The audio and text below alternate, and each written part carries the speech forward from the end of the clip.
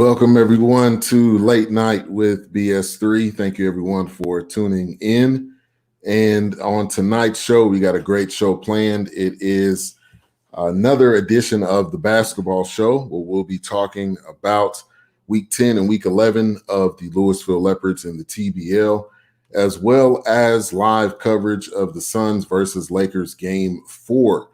So stay tuned for a great show. Also, we're going to have some great guests coming up in about 30 minutes or so. So we got a lot to look forward to. Thank you for tuning in. We're live on YouTube. We're also live on Facebook, and we're live on Twitter. So let me know where you're listening from. Let me know what you're up to tonight. I want to give a shout out to the Lewisville Leopards. Also, shout out to all of the BS3 radio family and crew, everybody doing a great job on their shows, putting out great content. So let's get right into the conversation. Like I said, we're talking about Week 10 and 11 of the Lewisville Leopards in the TBL, which is the basketball league. So the Leopards having a little bit of a tough weekend over the past couple of weeks. They went 1-3 over Week 10 and 11.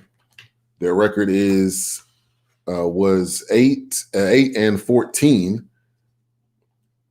Going into the weekend. So they've been having some struggles, but I think this has definitely been, I would say, a season of learning and them continuing to get better as the time goes along. Are they perfect? No. Do they have some work to do? Yes. But I do think they will find a way to bounce back, probably going into the next season, because at this point they're 8-14. They had a game today, which unfortunately they did end up losing. And then also they have a game tomorrow. So they have a possibility of kind of getting into the playoff race in the TBL. So the first game we're going to get to was versus the Enid Outlaws. That was on 6/11.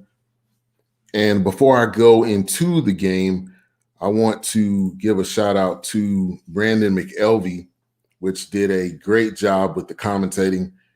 He is definitely top notch. Definitely want to give this guy his props. He is definitely, a top notch commentator. And he does a great job breaking the game down. He's professional. He calls out some things that are not done correctly, calls out questionable calls, gives the players names. He is on point. He is also co-host of the Be in Your Lane podcast, and you can find that out on all platforms. So make sure to check my guy out. The Leopards were coming out better than the last game for sure. The last time they played the Enid Outlaws, it was definitely a struggle.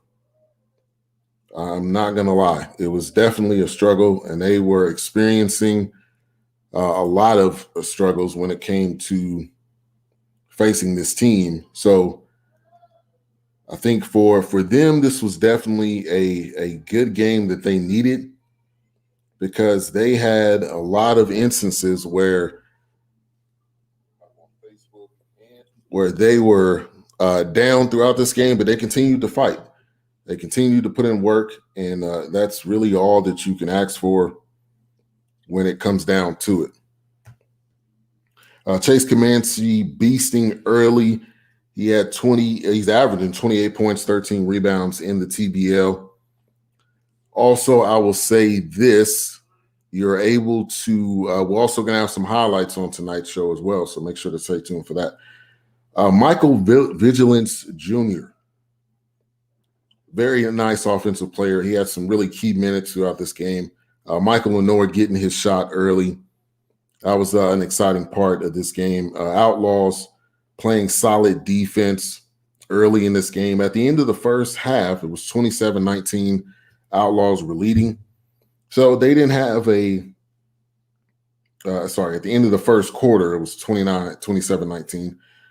Great game for the Outlaws player, Devin Harris. If you remember Devin Harris from his days with the Mavericks. That was pretty cool to see that there was a name comparison there. It's always pretty cool to see a play on names. But the Enid Outlaws is one of the best teams. They are 20-2 in the TBL. 21-1 is a team that's above them, which is the Houston Push. So they really have some great players on their team, and this is an exciting team to watch. Week in, week out, these guys truly put in work, and they're probably going to make it pretty far in this TBL. If you're interested in the TBL, you can go to thebasketballleague.net. If you're interested in info about the Lewisville Leopards, you can go to creatingnumbminds.org. I'll put the link down below so that you'll be able to check that out. But these guys, they're some hungry players, man. They're trying to really make a name for themselves and get an opportunity in this league, overseas, in the NBA, in the G League, whatever it may be. So Lindy Waters for the Eden Outlaws gets 2 key threes in the second half, which was big time for them. Shout out to my man OC Overton Claiborne. Thank you for tuning in. Also, Walter Strong, thank you for tuning in, sir. He has a show on YouTube. OC Overton Claiborne has a show talking with OC. And then my man H-Rap B, co-host of The Forecast. That's on Monday nights. He said, good evening. Thank you for tuning in. Like I said, in about 20 minutes, we'll have a live coverage of the Suns game. Suns and Clippers going at it again. So Austin Wire has stepped up in making consistent jump shots for the Leopards. He has been very, very consistent over these past couple games. Leopards playing in the horn set offense. I had to look that up to kind of see what that was, but that is something that they stay ready and that they play in very often. Austin Wire with 3 fouls by the second quarter. That is not good. Obviously, if you're wanting to not be in foul trouble, you want to stay in the game, obviously, to help your team. I appreciate that. Walter Strong, double threat, BS3 radio and NBA playoffs, definitely. Austin, so Jesse Williams comes into the game, very interested to see what he was going to do. Like I said, we'll have some highlights in a minute so you can see what I'm talking about. And get a face to the names that I'm talking about. Chase Winchester with a key steal in the second, leading the TBL in steals with 2.5 per game. He is a defensive beast.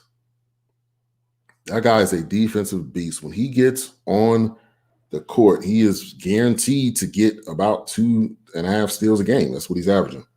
It was 48-40. Enid Outlaws were leading at halftime. Chase Comanche with 16 points, 7 rebounds.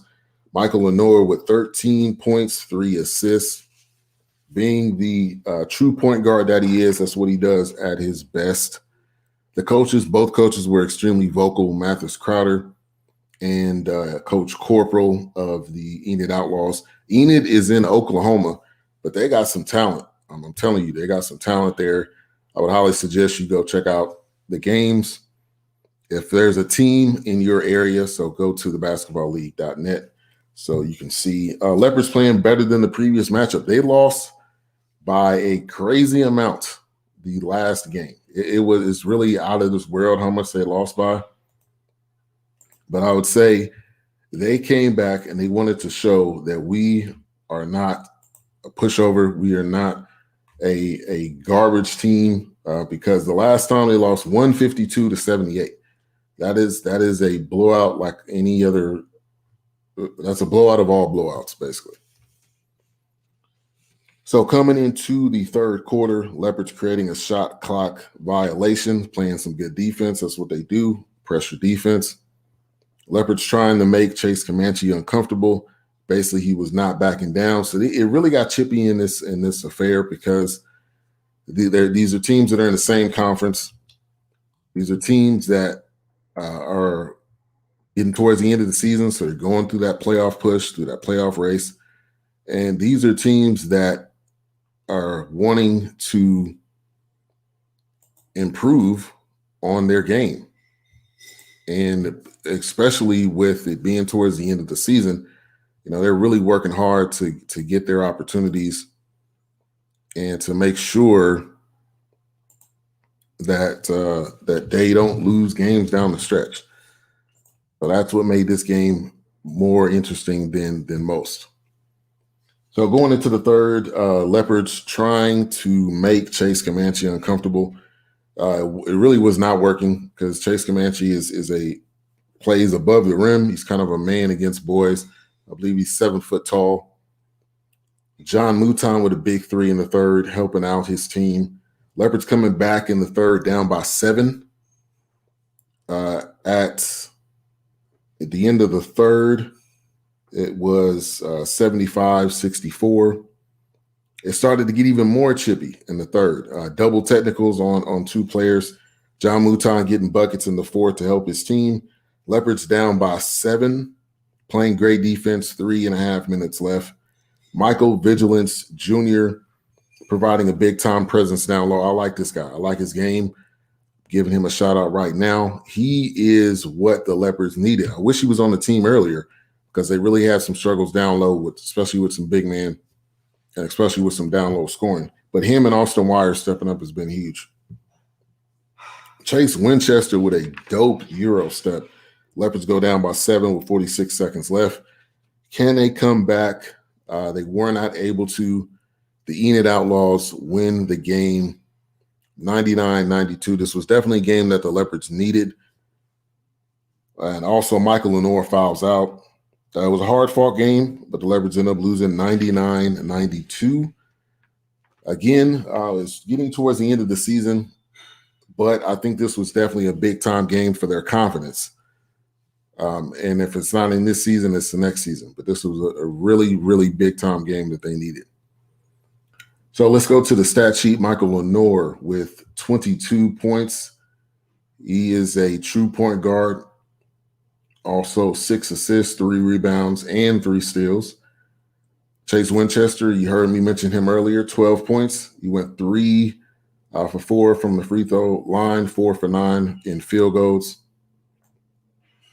And he had 3 assists, 4 steals. Like I said, this guy is averaging 2.5 steals per game, leading the TBL. Shemaine Thomas with 11, John Mouton with 10, Michael Vigilance with 10, Austin Wire with 8, Jared Henderson with 8, Kendall Yancey with 7, and that kind of rounds it out. Jesse Williams had 2, Marcus Brooks had 2. Going over to the Enid Outlaws side, Chase Comanche, I brought up his name, 26 points. He went 9 for 11 from the field. This guy is an amazing player, and he probably is going to win MVP, I would assume, in the TBL. 13 rebounds in the game, 4 assists.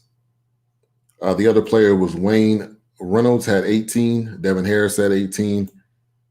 Sledge had 20. And that kind of rounds out the stats there.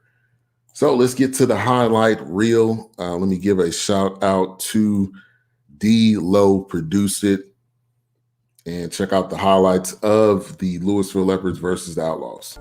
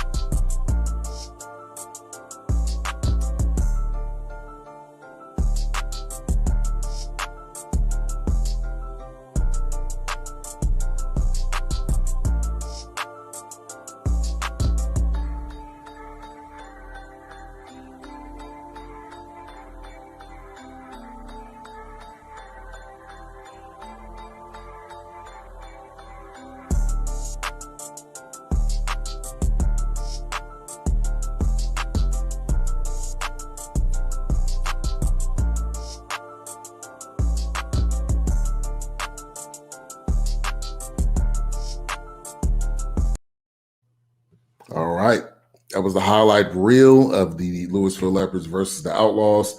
A close loss, way better than way the previous game went. So definitely a good sign there.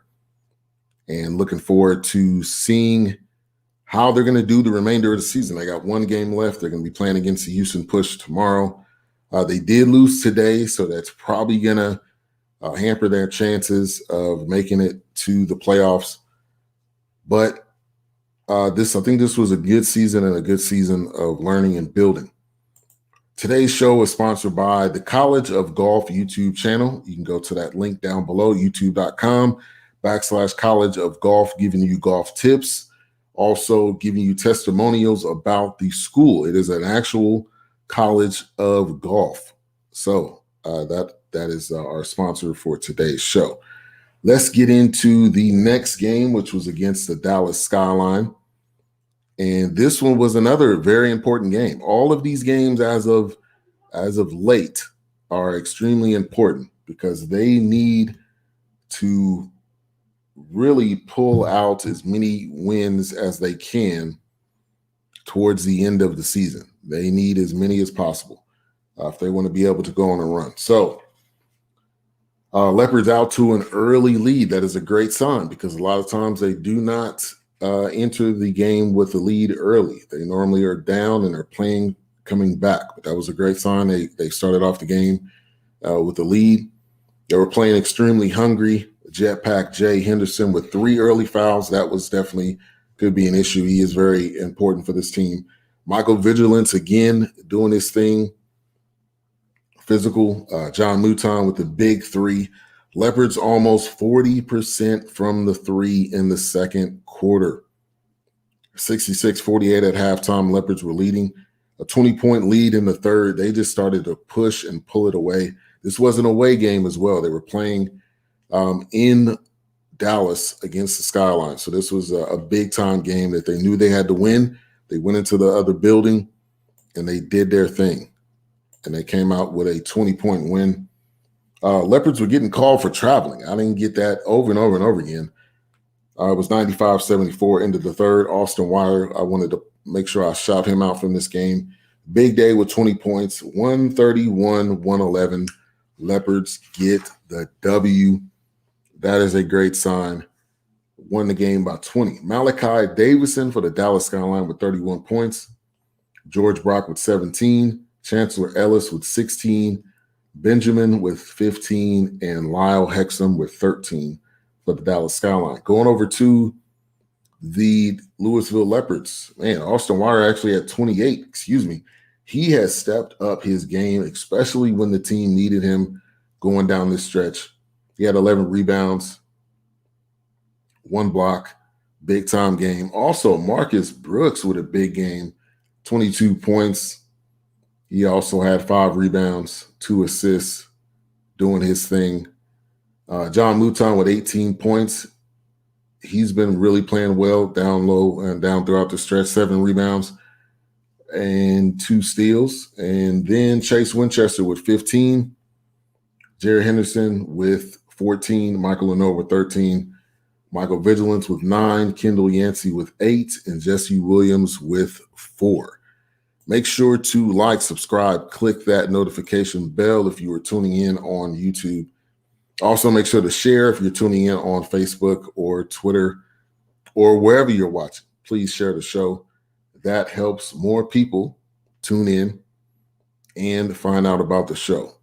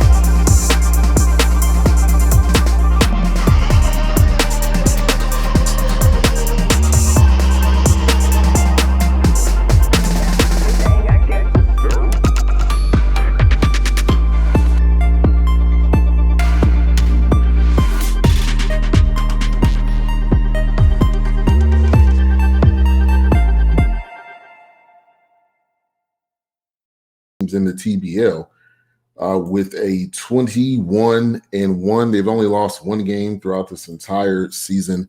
So that is understandable why it's going that way.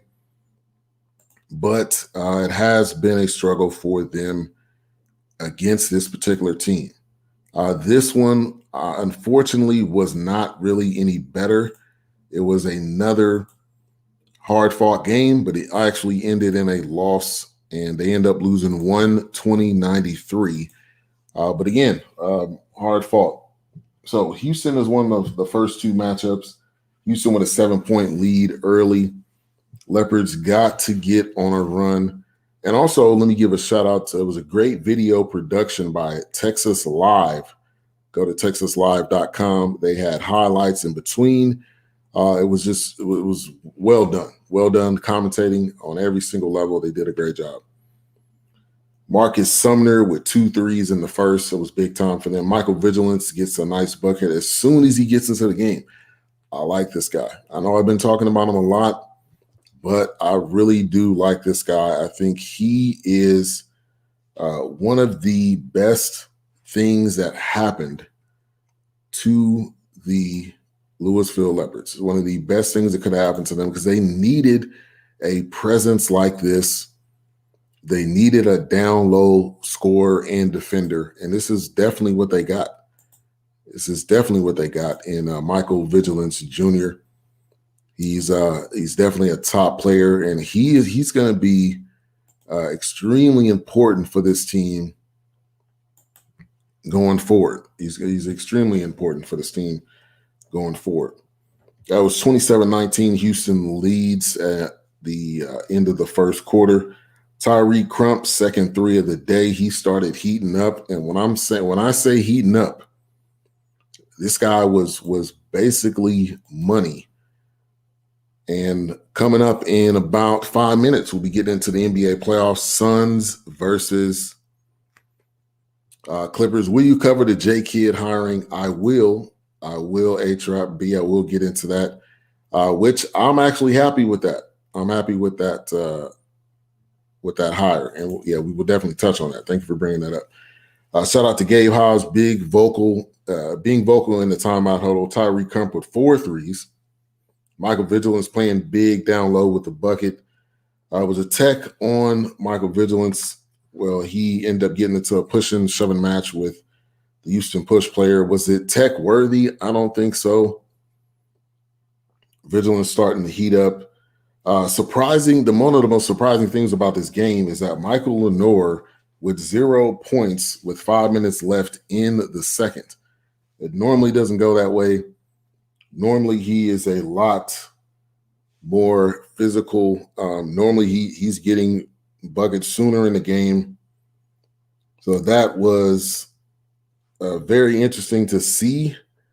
But I think him and this team will bounce back. If you want more info about the TBL, thebasketballleague.net, also about Creating Young Minds or Lewisville Leopards, you can go to their website, creatingyoungminds.org, so that you can find out more info on the organization. Leopards starting to pick up the defense.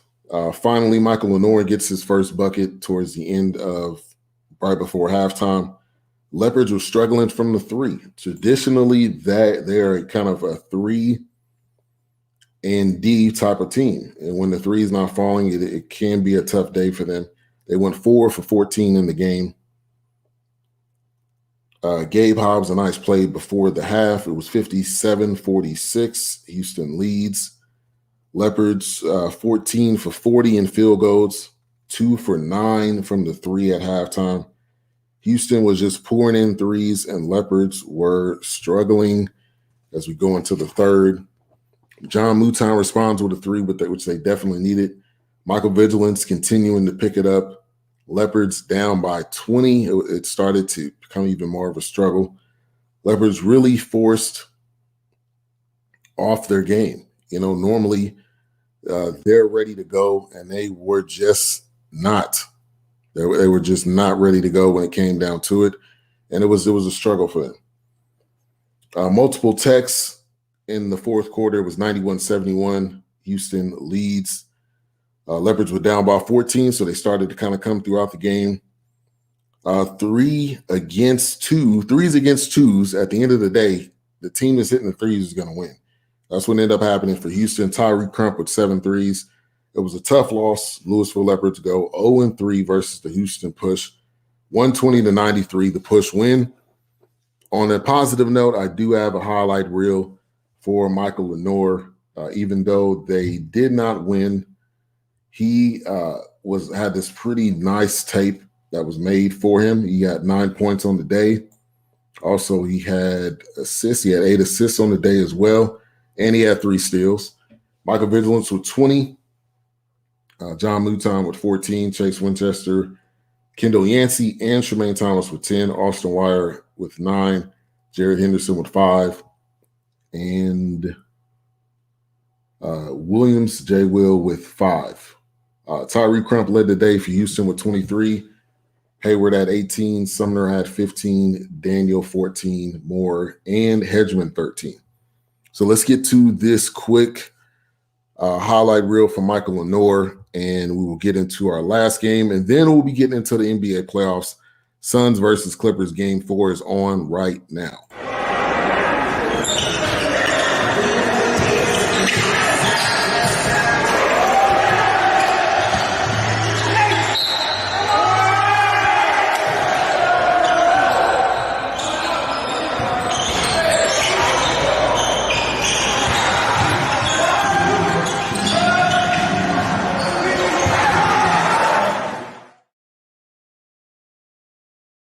All right, so that was that quick highlight reel, Michael Lenore.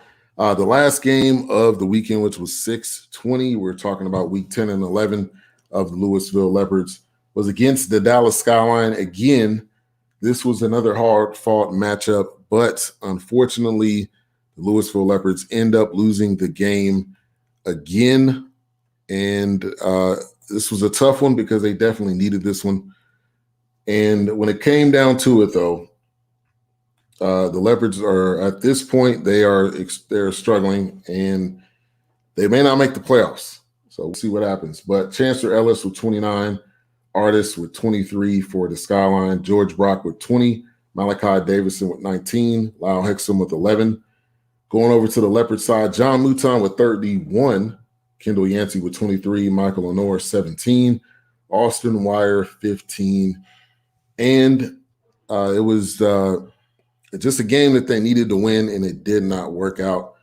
But I still got respect for this team. I think they will improve. Now, this season's almost over with, and we'll see what happens with the end of the season. But I think they'll definitely improve and do better going into next season. So let's get to our last highlight reel, and then we'll bring on the guest as we get into Suns versus Lakers game 4. So last highlight tape, this was from June 20th. Lewisville Leopards at the Dallas Skyline.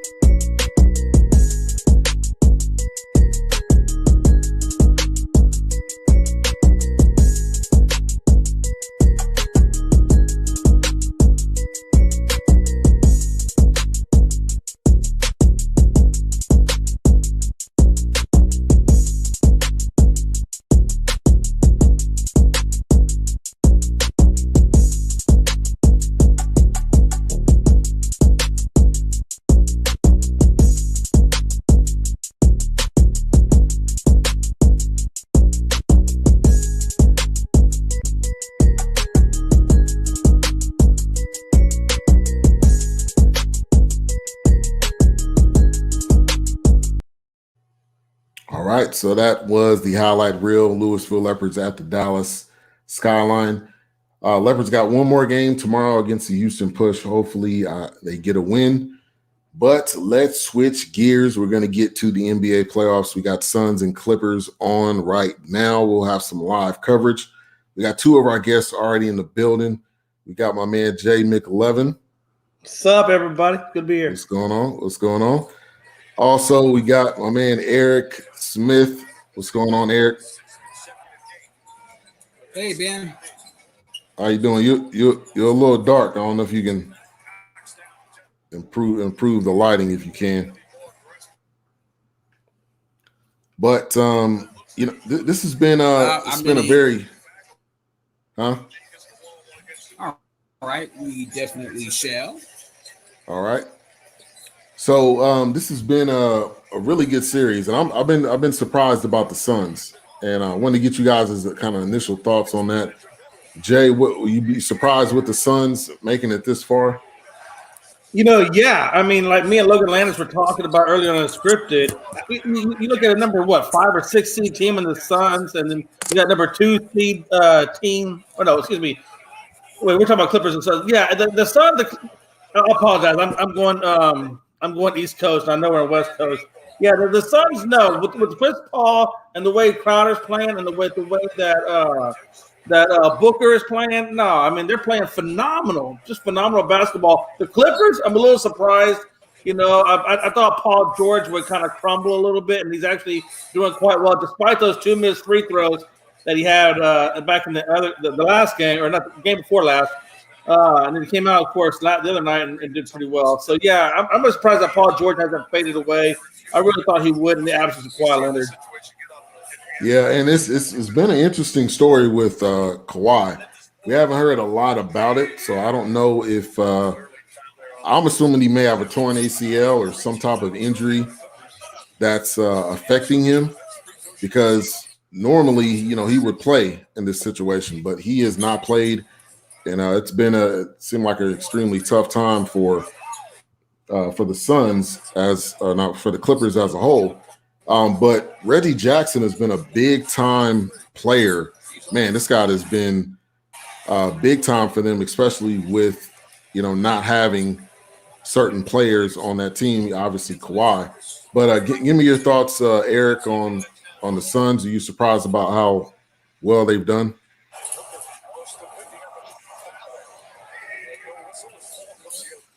Eric, I don't know if you got a bad connection there.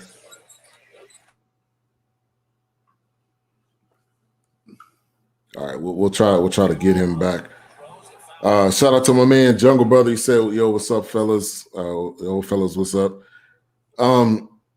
So before we kind of jump further into the game, Jason Kidd, somebody brought this up. Jason Kidd just got hired by the Dallas Mavericks. I like this hire a lot because I think Jason Kidd will be able to instill some things into Luka, but also it's a reunion. I mean, you if you're a basketball fan, I think you gotta like this reunion of J Kidd coming back, and I think he'll help bring in some free agents too, possibly. But Jay, give me your thoughts on the J Kidd hire with the Mavericks. Yeah. I kind of like it, but I don't really know quite how to be totally comfortable with it, because let's be honest, he was like 183 and 190 as a career basketball coach. So I mean, when you got a losing record as a coach, even though I know that when he said he's made changes in the way he coaches, the way he talks to him, the way he deals with them, he says he's made a lot of changes so he can better relate with them. But at the end of the day, he did coach under Frank Vogel. He did learn, he did get a championship with the Lakers on the last go around. So he knows how to, I think he knows what winning looks like. And yeah, Michael Finley has obviously lobbied for him. So has Rick Carlisle. He's even said that, he supports the hiring of Jason Kidd. Mark Cuban's not exactly the dumbest owner in the world. He's pretty dang smart. So I'm gonna ride this one out, but I do have my reservations on just how successful he's going to be. I'm still kind of on the fence with it. Yeah, it's this is his third go round, because somebody brought up the point. He's a retread. He's a retread coach, but I just think if you've been an assistant, and he's been an assistant at least for one to 2 years, I think you do learn some things. And also I think his past situations may not be as good as what it is going to be in Dallas, because having Luka, I think is probably one of the best players he's had. He did coach Giannis in Brooklyn. I don't know who he had when he was head coach of Brooklyn, but I do know Luka, and possibly if they're going to make a deal for Porzingis or not, that could be a potential move. that the kid get a player that they want. But the Mavs have gone through a kind of a turnover situation because they've had numerous issues that have gone on, and these issues have affected them greatly. And now they're going over to a brand new coach. Donnie Nelson, which has been there for 25 years. But sometimes you got to make a change, and the way that they lost, I think, was a major reason why this happened, because there was an article that came out talking about how, they had a shadow GM, and the GM didn't get along with Luka, and so it was just so much going on. Yeah, I don't know how you could have continued along with this same regime, if something was going to get changed. Shout out to you, Eric. We got you back. Thank you. Hopefully the lighting's better and the audio's better. Yeah, it definitely is. It definitely is. My man Jungle Brother says, I don't like Kidd going to Dallas. I never forgave Mark Cuban for firing Avery Johnson, then turn right around, let Carlisle go 10 of the next 11 years without winning a playoff series. That's a great point. That is a great point. Now, I think now they did win the championship that one time, but Carlisle's made a lot of questionable calls, especially in this past playoff, which I think that goes back to the point of the shadow GM, which was supposedly handing him cards on who should start and a lot of variety of different things. But Eric, since we got you back, we're talking about the Jason Kidd hire with the Dallas Mavericks. If you can give me your thoughts on how you feel about that. I'm thinking that they made that hire really because of Luka. Jason Kidd, all-time great point guard. I'm thinking that they did that to give him some guidance. From what I understand, Dirk was just recently hired as a special advisor, gave his blessing on it. Luka gave his blessing on it, and Rick Carlisle, walking out the door, gave his blessing on it. Looking at, let me see, he was with Milwaukee for about 3 years. He helped develop Honest. And what was he at? Was he with New Jersey prior to that? Yep, absolutely. Yeah, So so he was with New Jersey. So you know what? He wasn't spectacular, but he wasn't bad either. I don't think he's a bad fit. I probably would have went another direction. I'm wondering how come Mark Jackson still hasn't gotten a job opportunity from someone. I think Mark Jackson would have been a great fit in Dallas. There's a lot of other head coaches, like former head coaches or assistant head coaches. Chauncey Billups, that would have been a great job for him if you wanted to have somebody develop a point guard. So it's not bad. I'd give it like a CC plus. Yeah. And shout out to Courtney Harden in the building, man. We're gonna have a full house. We're gonna have a full house tonight. We got the screen you can see next to us. Suns up 59-46. But Courtney, how you doing tonight? We're talking about the Jason Kidd hire. Give me your thoughts on that.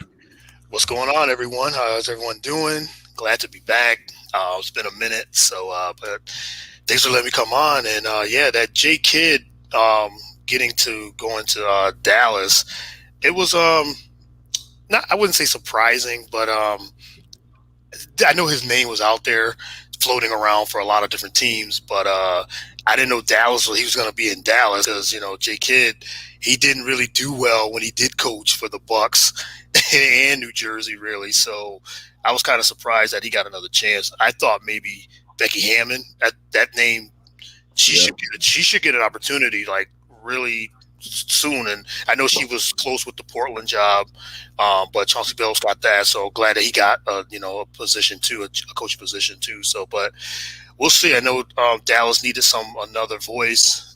Maybe Rick Carlisle been there how long? 14 years, something like that. Yeah, 11 or something around 11 years. So with Carlisle getting that 11 years, so maybe it was a new voice, but now they're getting Kidd. Maybe that will help as Kidd, and we know as one of the better point guards, one of the best point guards we've seen ever. And maybe he can help Luka keep developing. So maybe that was one of the reasons why they hired him too. So we'll see how that goes. And but for Luka, I think the Dallas just need a better team around him. They don't have the nucleus. So to me, the depending on the coach, but they just need that second consistent scorer, and Porzingis just hasn't been that with the injuries and things like that. So I think they just need a better team around. So maybe Kidd will help them out. But I give it, like I said, I agree with Eric. I give it a C. Okay, all right, and there's a lot of this retread, coaches going around, which I get a lot. I get that opinion. But I don't know. I just got a different feeling about Jason Kidd, and I could be a homer just a little bit. I could be somebody that is just leaning towards him just because. But I like this hire, and honestly, I think the writing was somewhat on the wall because when he was offered, or when it was conversations about, hey, are you interested in the Portland job, and he was like, no, I'm not interested. That's a better job for somebody else. Right. I think he knew that Carlisle was going to be gone probably once that series was over and when they lost. Let me give a shout out to D'Anthony Thompson. What's going on? Hey guys, I am excited. I got the Clippers game on, so excuse me guys if I'm seeming like I'm looking over. I'm good. You good. I'm excited, guys. Very excited. You good. Give me your thoughts on the Jason Kidd hire for the Mavericks, and then we'll go into the live coverage. Yeah. As brother was saying, I agree. I think that's about a C. I mean, the only reason I'm saying that because I haven't seen that Jason Kidd has really been, done much. Really, his track record is not, as far as a head coach. But I do like this if I'm the Mavericks because that's a guy that's familiar with the organization. He's familiar with winning. You know what I'm saying? When you look at his track record, you definitely can say that. So I think it's a C plus, and I think that it's not a bad hire in the sense that Jason Kidd has ties to the franchise. So I think C plus. That's what I think. C plus hire. Okay. Mm-hmm. All right. Let's go to our side by side screen here so that we can see what's going on. 61. Come on, guys. 63-55 Suns are up. A little bias, huh? Hey man, I like I said, I'm really Kawhi, but I've been going for the Clippers too. And, when they pan the camera over to Kawhi, he looks so pissed right now. He looks so. He's always looking like that, though. To be fair, hey, I guarantee you, Kawhi. I bet you he walks from the Lakers. I bet you he does not resign because he did the same thing with San Antonio. He sat up there when he got butt hurt and when he got injured, and then he never played another game for the San Antonio Spurs ever again. You watch. Well, if you notice, he's been sitting up there with his family, and he's not sitting with his teammates, and he's injured. And I'm telling you, he's not happy. Watch. I bet you he walks. This is what I'll say. I'll just say this and chime in. I think those are two different situations. I think the first situation was him feeling slighted with the injury reports and he's not really hurt. I don't think none of that's been going on with the Clippers. As far as that's the way I look at it. Did I hear you say you think he might go to the Lakers? With me? Yeah. Did you say he might go to? You think he may go to the Lakers? No, I said he's not going to be with the LA Clippers. Oh, Clippers. Oh, okay. Yeah, I think you meant the Clippers. I think you meant the Clippers. He had hold on now.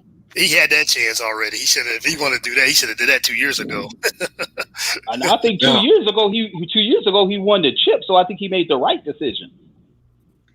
I think it's the right decision anyway, man. After that, when he went to the Clippers, after the championship, he had a chance to go to the Lakers at that time. He took Paul George with him, and they're in the conference finals, so we'll see. If they win this game 2-2, who knows? We'll see if they can make that comeback again, like they've done the last two, the last two playoff series. Yeah. Now we do have a question, kind of as we're on the topic of coaches we talked about. Jungle Bird says, name some coaches in the league that are spectacular. Popovich still. I would say Popovich. I would say Monty Williams.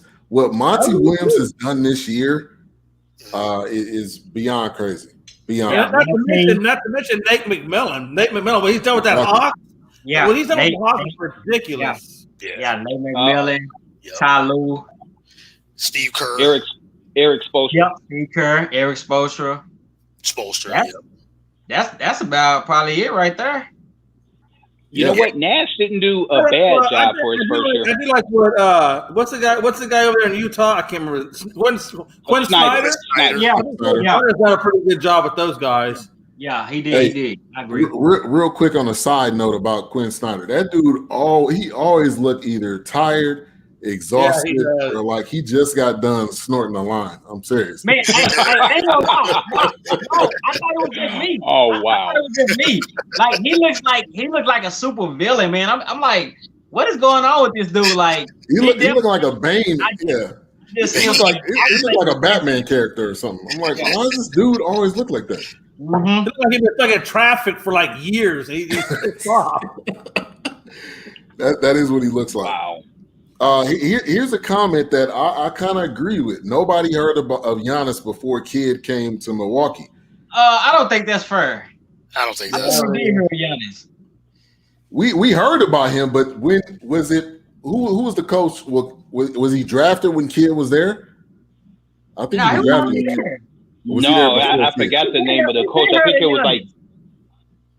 I think it's like Terry something. He's in the league, so I think that I forgot his name. Was something like that. Terry Stotts.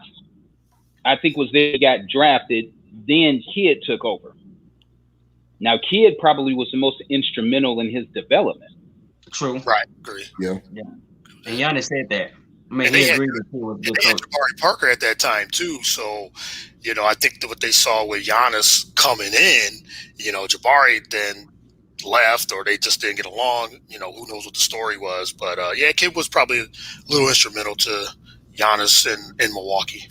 Yeah, but I think Giannis is already like his. If you watch Milwaukee, I don't know how many years ago though. I think you could see that.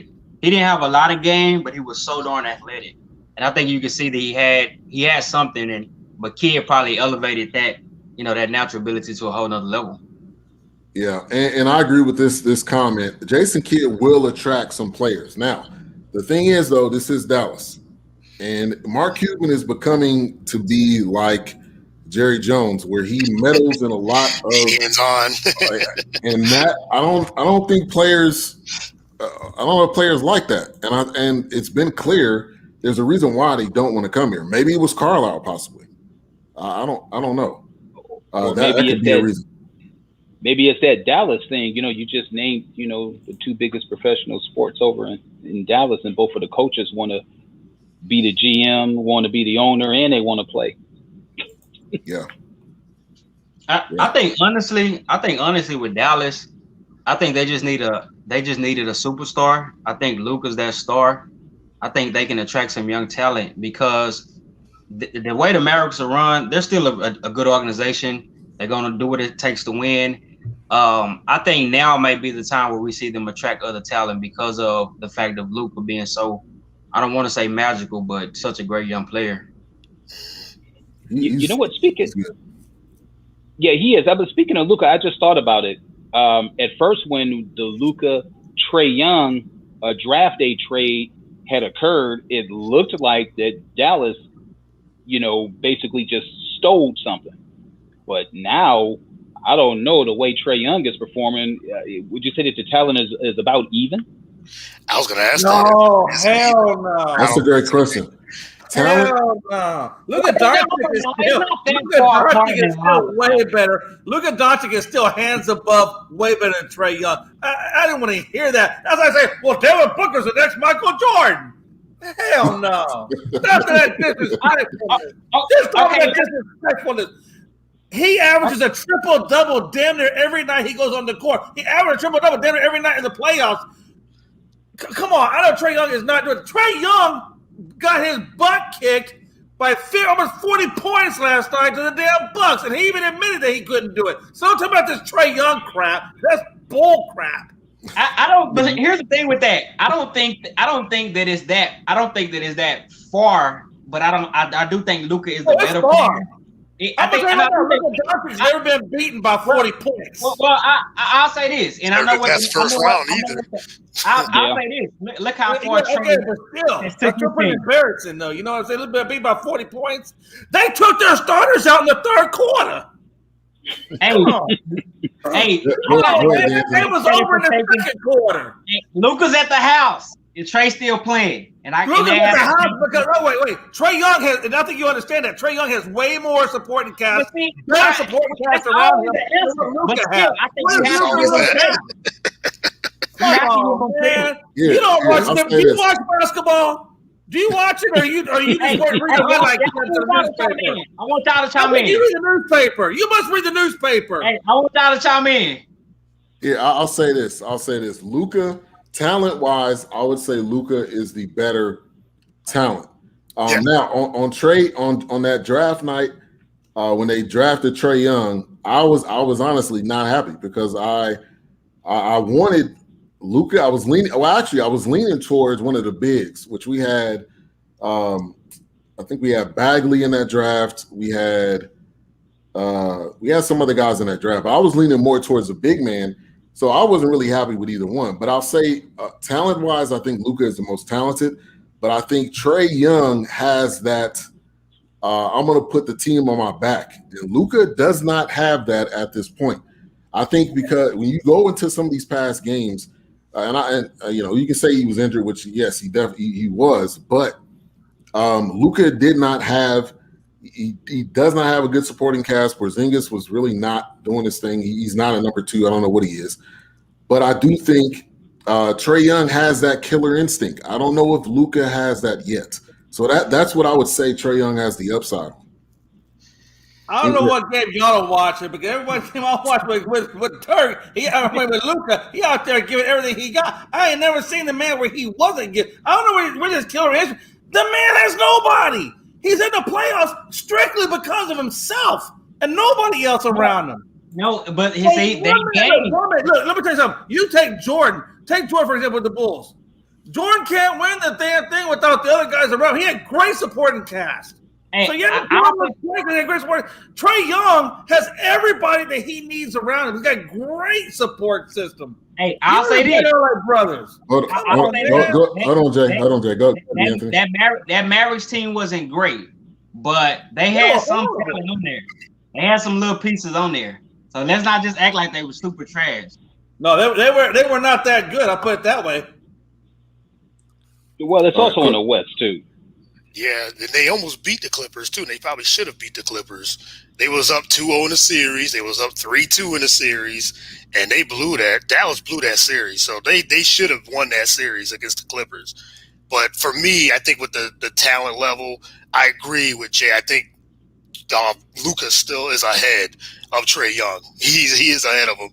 But the gap is closing. I'll say that because Trey Young, what he's doing right now, he's putting that team Atlanta on his back. Now, of all of you guys, with Atlanta, did anybody have them in the conference finals? That's the question. I didn't. No, I didn't. I didn't have them coming out of the first round. I didn't. I thought the Knicks were going to beat them, and then Philly. I said Philly was going to beat them too, but somehow, some way, Trey Young took on his back, and now they're here. And that's where you give them credit at. Yeah. You can thank Ben Simmons too. Yeah, we'll touch on that tonight too. Let's get back to the live action. 67-65. Devin Booker going mask off. I don't know if he had to mask off the whole game, but Devin Booker is looking serious right now. Now I want to touch on Bobby Smurder, aka Reggie Jackson. Reggie Jackson, man, has stepped up his game. This is probably the best he's probably playing his entire career. I want to get you guys' thoughts on that. Knowing that Kawhi is not playing, I think he's stepped up. But also, if the Clippers aren't going to keep him, he's setting up his next contract, whatever that's going to be, because this guy has been hitting open shots when need be, hitting threes when need be, being a kind of a 1-2 punch with Paul George. So, Eric, I'm gonna go to you first. Give me your thoughts on on Reggie Jackson, what he's been doing in this series? I'm going to sound bitter. I wish he would have did that when the Pistons gave him a 4-year, $80 million contract. He did show flashes of doing it when he was with OKC, which was one of the reasons why he came to Detroit, because there really just wasn't any room for him in the rotation. Until, stop being bitter, Eric. Reggie Jackson did have some injuries when he was with Detroit.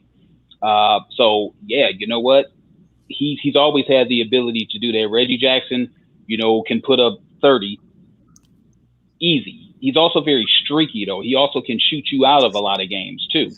But yeah, I think he's setting himself up for some nice money. He'd probably honestly be a good fit for the Lakers, because they need a point guard like that can take the ball out of LeBron's hands and somebody who you can depend on to score. So I think he'd probably be a good fit for the Lakers. Yeah, I agree there. I agree. Courtney. Yeah, I agree. I mean, Reggie Jackson, like I said, when he was playing for OKC and playing behind Westbrook, and they just couldn't get it together. Who can play with Westbrook? That's the question we should be asking. But Reggie Jackson, man, he's earning his money right now. I mean, he's balling. I mean, he took apart Dallas, and now he took apart. Who did they beat? Who did they beat in the second round? Was it Utah? Utah, yeah, sorry, yeah, Utah. Yeah, so and Reggie Jackson hit big shots, and he is very streaky as well.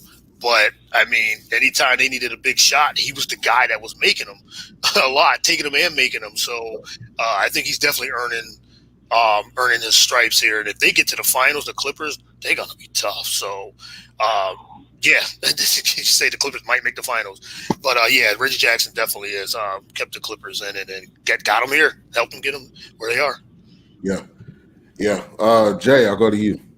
Yeah, I think Reggie, he's a streaky guy. I think he's doing quite well. I think he's definitely doing better with it at OKC. Tonight, he's not really shooting terribly great. 7 for 19, 2 for 6 from 3. I mean, he's doing okay. He's not doing anything great tonight, but neither is Paul George is doing 4 for 13. But yeah, Paul George got 10 rebounds. So I don't know. I think Reggie is a streaky guy. I think he goes in streaks. He goes in waves.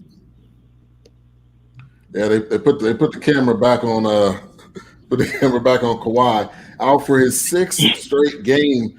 Does he have a torn ACL? Are they afraid to announce that? He probably does. Just like we said, we was talking about the Spurs situation. It seemed like they somehow, with Kawhi, they try to hide these injuries for some reason, and they're not announcing it. You know what I mean? So they definitely need Kawhi. The Clippers definitely need Kawhi, but I think he does have. If it's partially torn or it's torn, and they're just not saying it, just say it. Just like, look, he's out for the year, out for the rest of the playoffs, he's out for the season. He has a torn ACL. Just move on. Yeah, I agree. Jungle Brother says Westbrook took every team he played for to the playoffs. Bill had his best year with Westbrook. That was probably to the comment on Westbrook earlier. Westbrook's not a winner. That's the thing. Westbrook will get you to the playoffs. He just won't get you far. Exactly. Yes. He's not a winner. He's not a winner. I like Westbrook, but he's just not a winner. He puts up good numbers. He makes way too many shots. Too many shots. Yeah. When he gets to the playoffs, what happens? He gets, they 4 for 30 sometimes and 6 for 22. Yeah. So he's got a Harden record, Harden playoff record, because Harden would definitely get you to the playoffs, but getting you beyond that point. And this was if Brooklyn would have been healthy, I would have loved to have Brooklyn to have been healthy, because to me that would have been it would have been great to see how far they could have gone. But they'll be back. They'll be back next year. I like how they sold the farm for him, though. They sold the farm for Harden, and they're sitting at home playing chess. Yeah.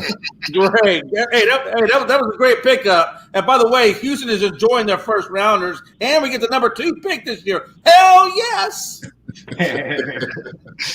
Yeah, only behind my Pistons number 1 pick. Hey, yeah. I know, man. I was hoping that we get that number 1, but that's all right. I'll be honest with you.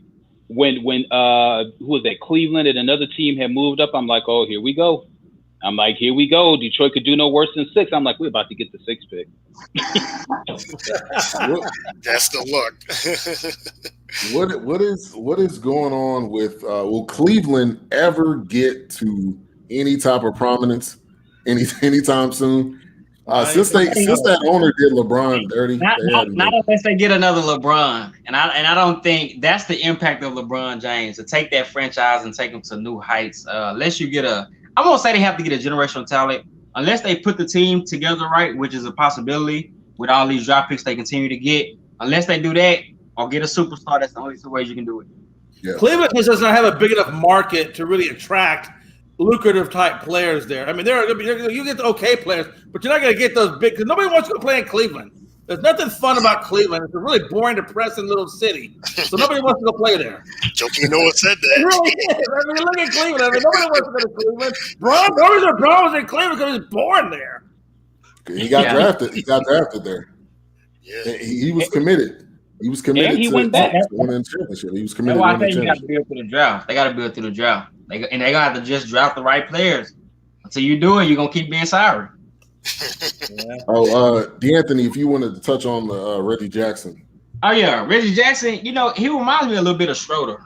He reminds me a lot of Schroeder a little bit. Both, like I said, he was good in OKC, little inconsistent, as the guy said. I think this playoffs, to me, his intensity has been a little bit better, a little bit more consistent. He's prone to the turnover by trying to do the flashy behind the back pass. He's a good player. I mean, the media may be boosting him a little bit as far as this contract he's going to get, but I think he's a, he's a player I give like an overall rating of about 80 to 85. I mean, he's going to do what he's going to do. But if he's not turning the ball over, he can be definitely a good player. And I'll say this too: players know when they need to step up their game to help their long-term career. They mentally know.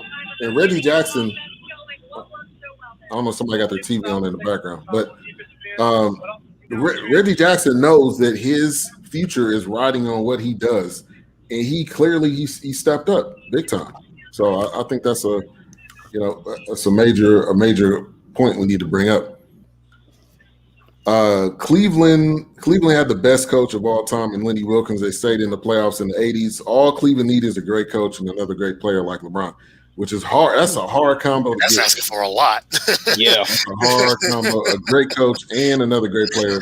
Now, I think they can get the great player because they're going to have number 1 picks for a little while. But to get the great coach too, I think maybe something that they're going to have a struggle. All right, so we're in the 4th quarter right now, 71-66. Clippers had a really good 3rd quarter, and they're stepping it up. Reggie Jackson bringing the ball up. Let's talk about DeAndre Ayton. Let's rewind back a little bit. Chris Paul has helped all of these guys elevate their game. At this point, one of my good friends, Tyon Mack, he's been on numerous of my shows. He calls him the point god. At this point, I don't think you can say anything different. He's done it on multiple teams.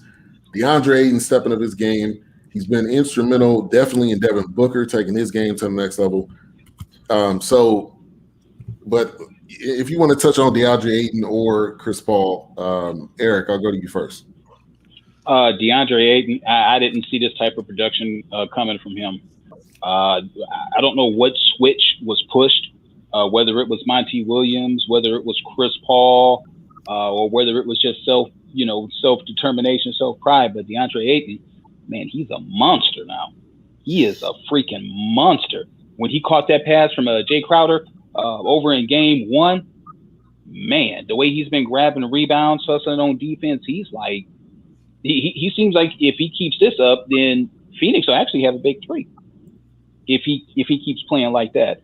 So I think it's a tribute to just like everything, the hard work, right coach, the right leader in Chris Paul. I didn't see this type of production coming from him though. All right, Jay. Okay. Yeah, going back to that Ayton hitting the bucket. That play doesn't really happen. That bucket doesn't go in that thing until Devin Booker puts his face right in front of Zubats. People don't understand. Booker was really the unsung hero of that play. If you watch that, I mean, it was phenomenal. Every guy's got a busted up nose, and he's still putting himself in front of it. It was amazing. But I think on this team, all roads lead back to Chris Paul. They just do.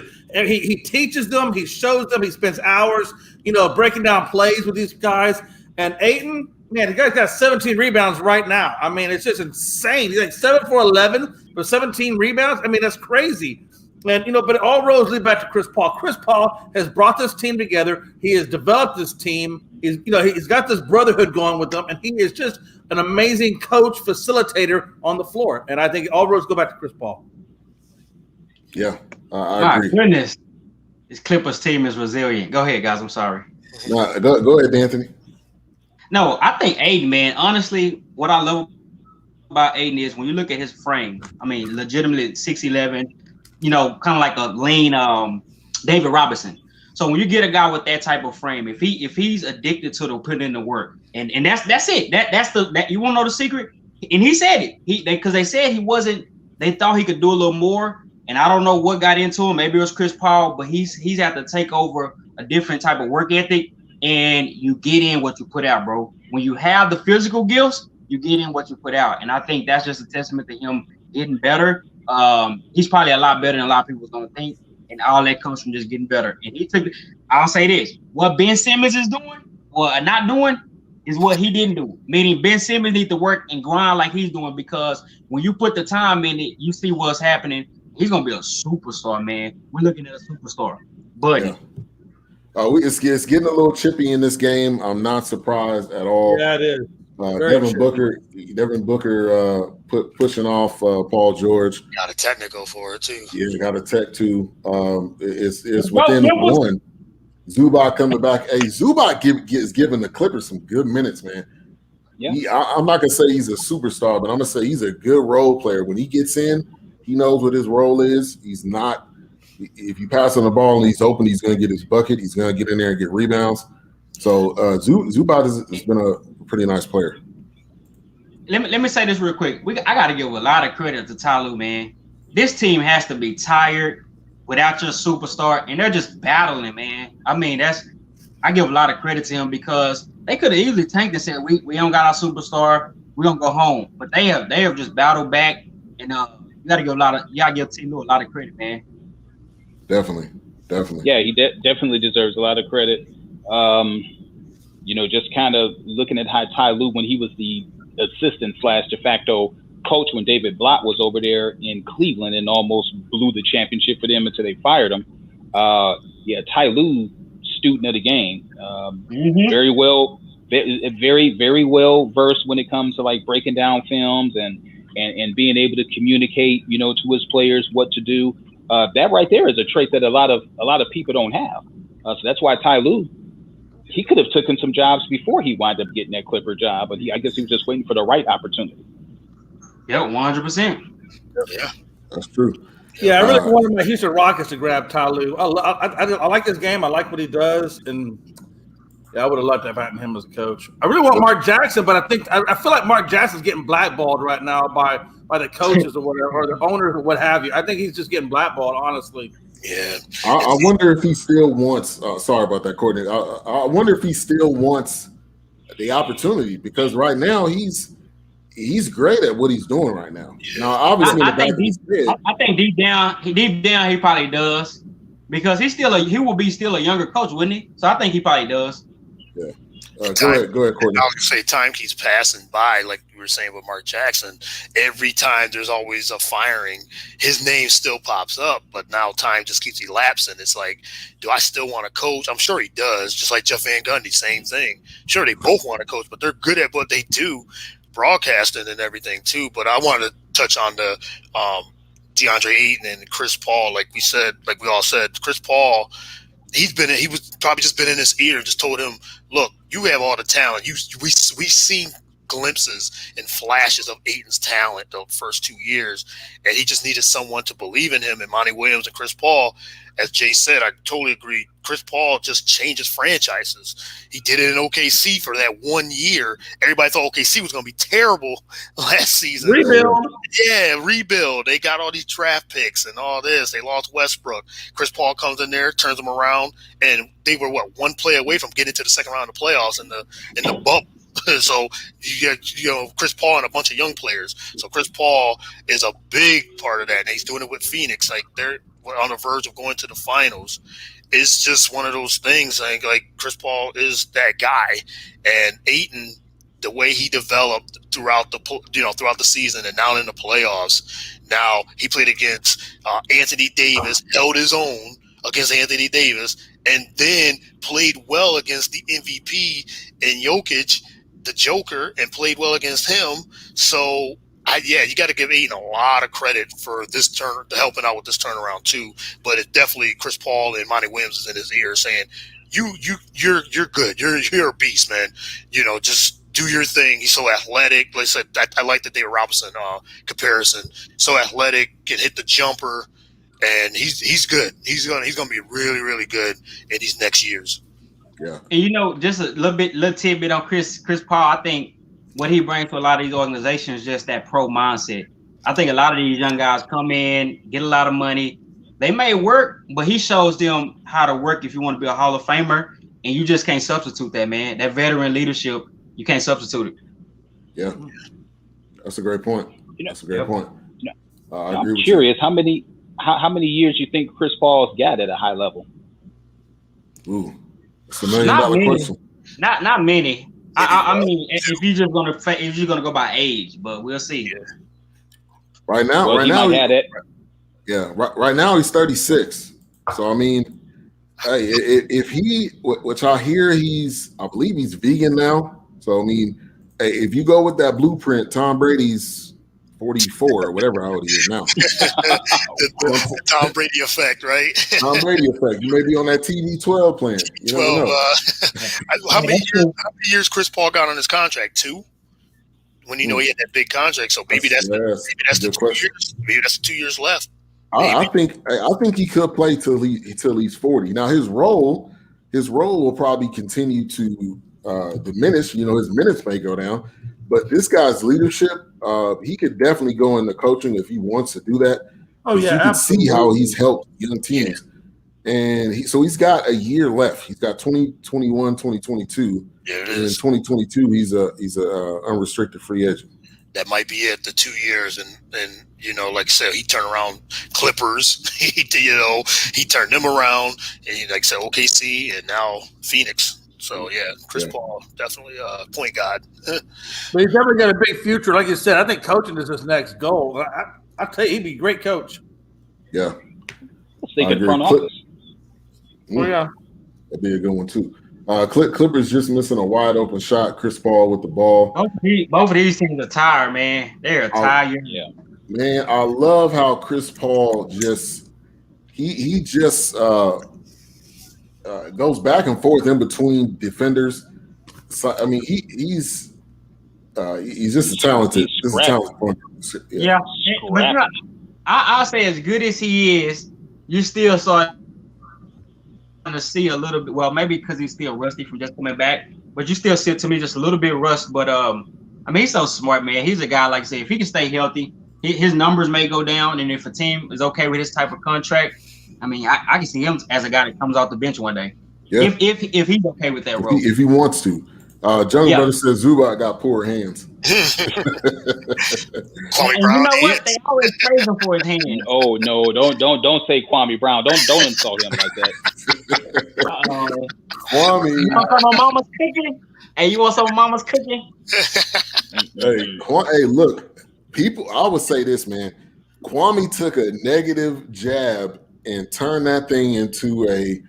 I don't know how much he's making from his YouTube channel, but that thing is blown up. And all he's doing is what? Instagram Live, and he's uploading the stuff. YouTube, yeah. YouTube will take your whole career to another level.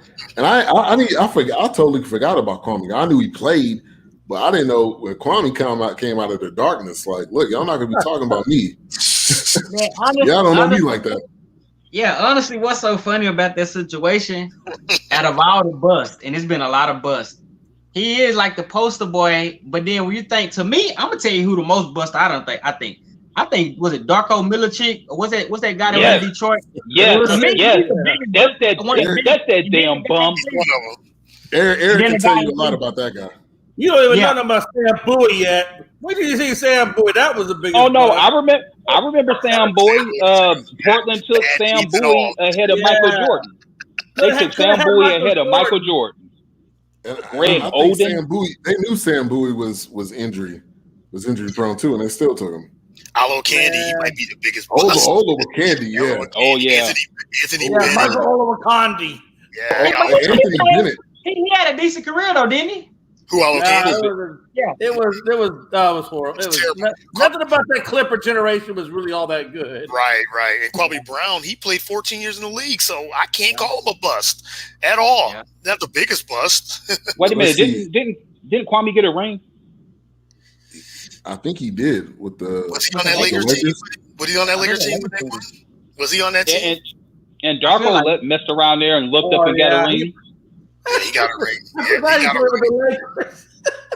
Oh, let's see. Kwame did not get a ring. He did not get a ring. I didn't think he was on that Lakers squad. Now, Olo Candy lasted 4 years in the league. See? Wow.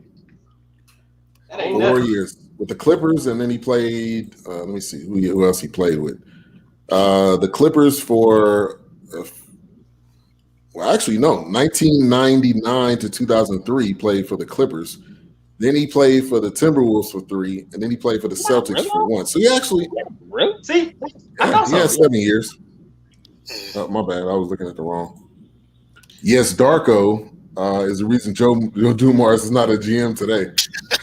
I agree. You know what? I think he's over in Sacramento right now as the president of basketball operations. Ooh, Bargnani, that's another. Bargnani, that is a good one. That's a good one. How big was Darko? Like, how tall was he? Darko was 7 foot. 7 foot, yeah. 7 foot, like 255, 260. Because it seemed like he didn't improve at all. Never even heard of him until he got drafted. And I have no idea why. They tried to go find their Luka. Yeah. They tried to go find their version of Luka Doncic. The dirt.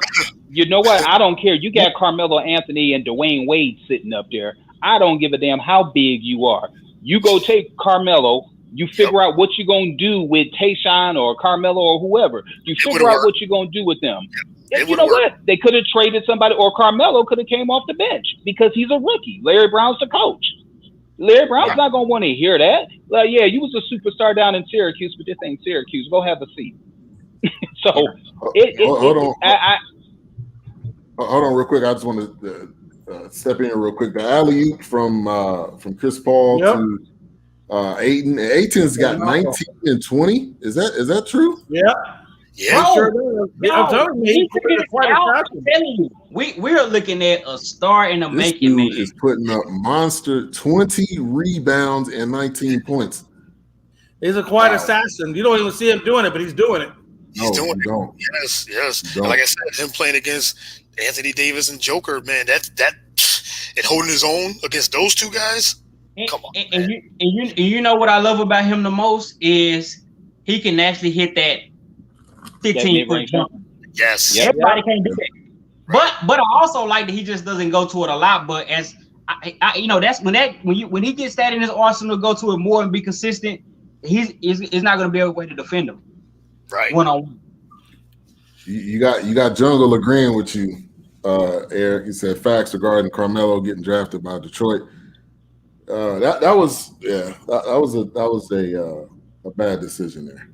Good job on Brooklyn. You're being kind. That was a dumb move. That wasn't a bad decision. That was a dumb move. It was. What about what was his name? Big bust. I said Anthony Bennett already. Oh, dang, I had a. Yeah, he was a bust. Greg Oden. Greg Oden was only a bust because he got hurt. He He was injury prone already though. Before they drafted. If they would have just drafted Kevin Durant, and possibly if it would have came along hypothetically, and if they would have had Dame, but then again, it's Portland. It's unfortunate. Portland just has, we talk about Sam Bowie, you know what I mean? So it's like Greg Oden, unfortunately Brandon Roy, Roy. Well, you can't say Brandon was a bust because not a bust. No, I didn't say it was a bust. No, I didn't say it was a bust. I'm just saying they drafted those guys that get injury prone. Yeah, injury prone. Unfortunately, they struck gold with Dame, so that's the thing. So, but Portland just has bad luck in some ways. Yeah, Michael Olowokandi, we did bring him up. Yeah. Reggie Jackson hitting another shot, man. Reggie got that. He got some ice water in his veins. He got that killer instinct, and I don't know where it was before now. Yeah, it could be the confidence. Detroit. Confidence now too. You know what I'm saying? It's like when you got confidence of the head coach, where if you make a dumb play, he's not gonna bench you. I think that does something for your confidence. Kid Gilchrist, that's another one right there. He can't stay healthy. He's another one that can't stay healthy. Wow, he was valued way too high. I know he played on Kentucky, and I think he got it from the name of playing on Kentucky. But he wasn't that great of an all around player. He really did. I don't know if he really had a jumper. I know he could play D, but other than that, I don't know what was the great thing about him. What about Okafor? He did decent, but what was he a high pick? Yeah, he was. I think he was the first. Which Okafor? Khalil. Yeah, Okafor. Yeah. Okay. Yeah, let me look. Is he still in the league? I think he's in Detroit. He is in Detroit. First round, third. He was the third pick in the draft. He is on Detroit. He's been in the league for 5 years. What his numbers looking like? He had a career about 8 months. That's a good question. He was part of the process too. He was. Yeah. 10 points. 10 points per game, 4 rebounds. That's what he's averaging in his career. He was part of the process. That's not bad, but at 3, that's really high for that production. But I mean, whatever. You know what I'm saying? It's like an okay career, but so I wouldn't call him a bust. You want 10 more from your three pick, huh? Before your career's go to die. You said that's where careers go to die. I don't know. D Rose did pretty good in Detroit. Resurrected his career. Blake Griffin. Well, D Rose did pretty good. Hey, y'all need to get back to that energy y'all had when y'all had Chauncey Billups, man. That identity. That was fun watching y'all back then. Man, who you telling? You know what? When Detroit get a thugged out team, that's when we win chips. Yeah, y'all need to get that balance back. That's what y'all need. Them boys had Rasheed Wallace. Y'all had a good team. Richard Hamilton. Yeah. Tayshaun. Hey, this is the funniest comment of the night right here. Just fill in the blank from Duke. They've had over 50. Yeah, y'all know me. I'm a Tar Heels fan. That's very true, though. That's a good point, though. Grant Hill. Now, Grant Hill wasn't to bust another Detroit draft pick, but Grant Hill wasn't to bust. But that was because he played Battier came from there. Shane Battier was actually a really good player, too. Yeah, J.J. Redick still playing. Grant Hill's first 5-6 years in the league with Detroit, he was the man. And plus, he played for a long time. 19 seasons, something like that. But that's but he was injured. But he was injured, though. Yeah. Here's the scores right now. Booker with 23, Ayton with 19, Paul George with 20, and Reggie Jackson with 20. So that's your top scores. Let's go back. This last 5 minutes. This last 5 minutes is extremely important, especially how close the game is. Well, every time I hear Reggie Jackson, I just start like cringing. I keep thinking like, what if? I'll tell you, I don't know what it is, but Chris Paul and Booker just are horrible right now on the score. 5 of 18, 8 of 22. I mean, that's horrible. And that's the second game they did that. Clippers credit. Like, this is nothing but the Clippers, because it's not like those guys are not talented. No, I know that, but I'm saying this is the second game where they've shot like that. You would think they'd make some adjustment on their game plan or whatever to find better shots or what have you. Right. They're just doing the same identical game. They force it. The shot that Devin Booker just shot, I don't know if he thought he was getting fouled. That was a fadeaway 3 off balance. I mean, he makes it, but it's crunch time now. Yeah, but see, he's been off. He's been off this series, and what that shot is, that's a shot that you do when you're off, meaning it's not a good shot. You're trying to do it to get yourself into it, but you know what I'm saying? You need points and not to be cute at this point of the game. Right, exactly. Yeah. The crazy thing about it is, though, is as terrible as the shooting is right now on both sides of the ball, in some cases, the Phoenix Suns are still maintaining this 1-point game. Well, now it's 77-74, but they're hanging in there. Like, they're not shooting the ball is great, but they just won't go away. Like, they're just, okay, we're right here, 3 points ahead, and we're going to stay here the whole game. Right, they're grinding. They're just grinding out points. And as you said, you got Booker and Chris Paul, your backcourt, shooting terrible from the field. Right now, they're forcing, but it's everywhere else. Everybody else, they're just grinding out. They might pull this win, just grinding out this win. I'm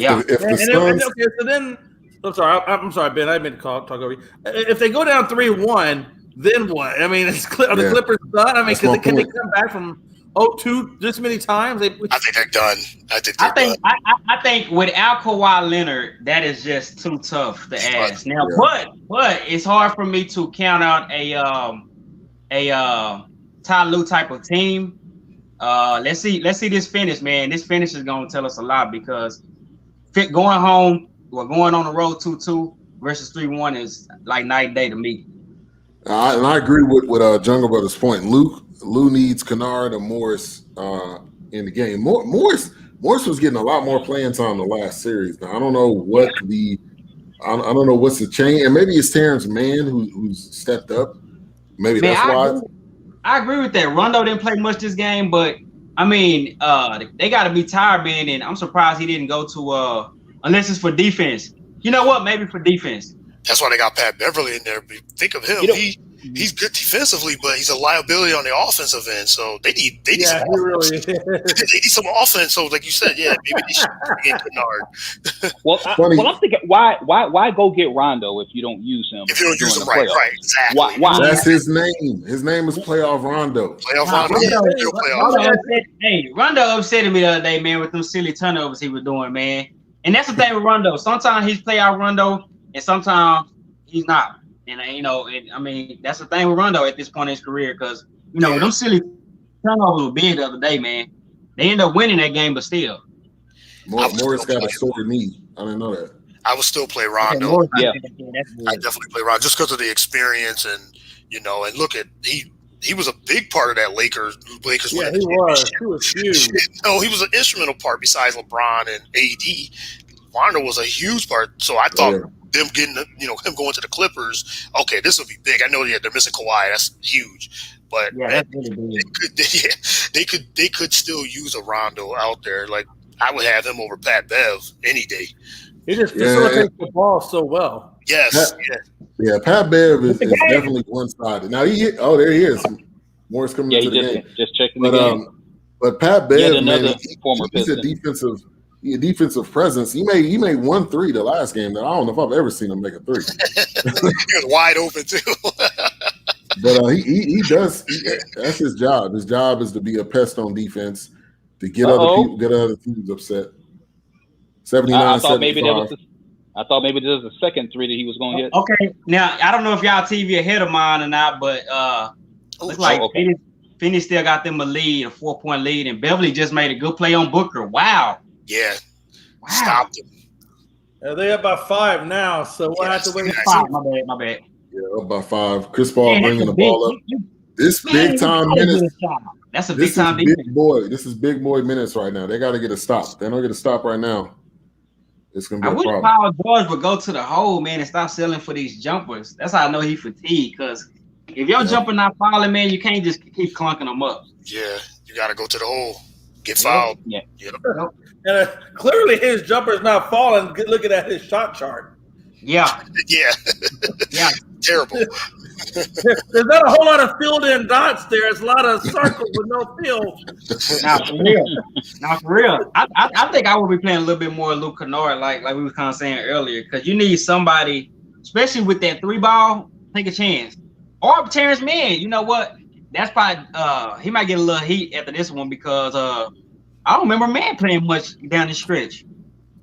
Yeah. Shout out to Miss Sonia. Thank you for tuning in. Jungle says, great D Beverly. Lou should call a timeout and get Kennard in. Yeah, they just called a timeout. Yeah, they just called a timeout. This is a really good game. 79-75, 134 left.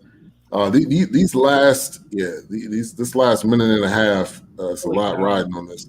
Yeah, it's like they go down 3-1 and then they go back home. Shoot. It's over. Yeah, man. Yeah. Yes, they said Jungle said Paul George is tired. They've been pounding him every time he tried. Yeah, he's their best player. So yeah, they're gonna abuse him. They're gonna beat him up. Yeah. Now he's gonna have to kick that ball out. He's gonna have to kick it out, and they're gonna have to play through. They're gonna have to play through Paul George, but he's gonna have to make the right play and not try to be the hero. Yeah, let's. I think if they would have had Campaign, though, this score would be a lot different for Phoenix. They'd have a much higher score, I think. You know? Yeah. Campaign would be so big, y'all. Wow.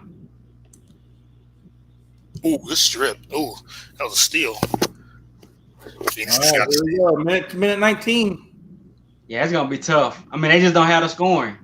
They just don't have the offense. No.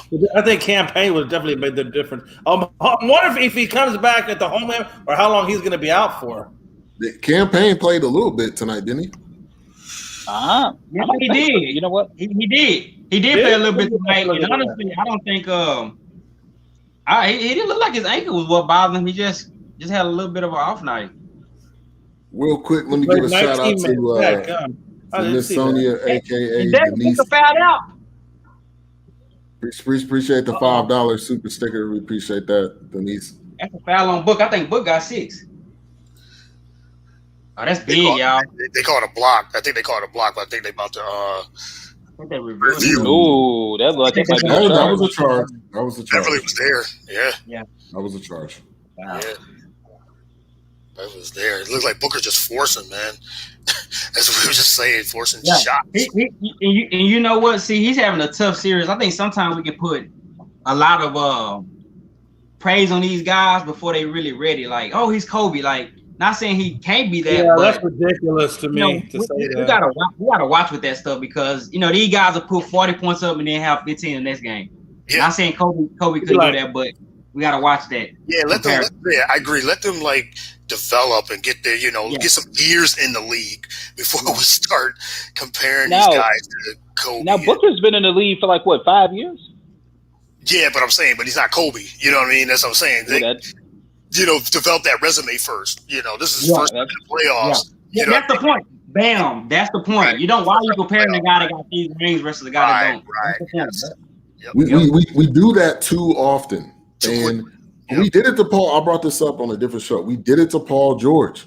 We said Paul George is the next great thing, and we put Paul George up on his pedestal because he had that great series with the Pacers. But Paul George is a 1B. He's not a 1A. You could possibly say he's I agree. He's a 2. Absolutely. That's just the honest truth. Yeah. Yeah, and maybe injuries played a part because the trajectory looked good, but like you say, whenever we see a guy that trajectory look good, we just go crazy over him. And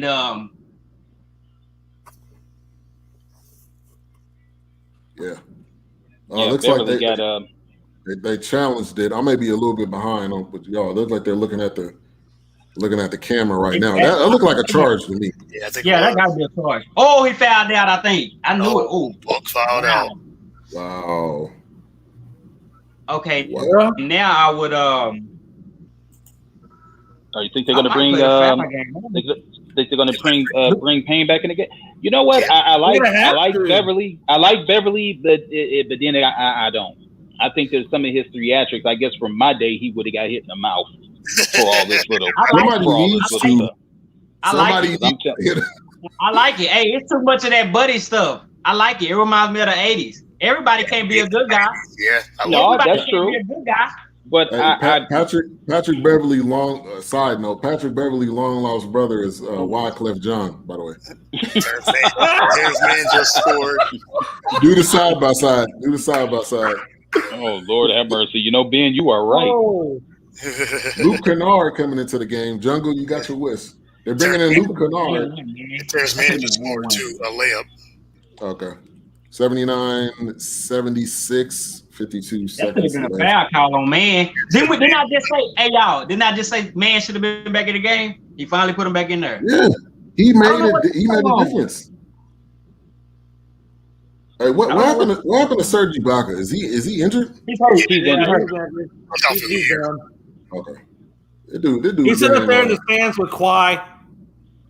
He's on the court. To your point, Jay, he's on the court and Kawhi's up in the booth. Yeah. I tell you, y'all don't believe me, but I tell you, Kawhi gone. He done packed his bags. Now I did see this report that said he's unhappy with the training staff. But look, this is my thing. Hold on. For the Clippers? For the Clippers, yeah. That's what the headlines say. Now look, this is my point though. The training staff and the organization has a major decision to make. Prime example was the KD situation. If KD would have set out, who knows, he possibly would have never torn his Achilles. So are they thinking about Kawhi's best interest? Maybe. Does Kawhi have his own people? Because Kawhi in the San Antonio situation, he had his own guys that were looking at him.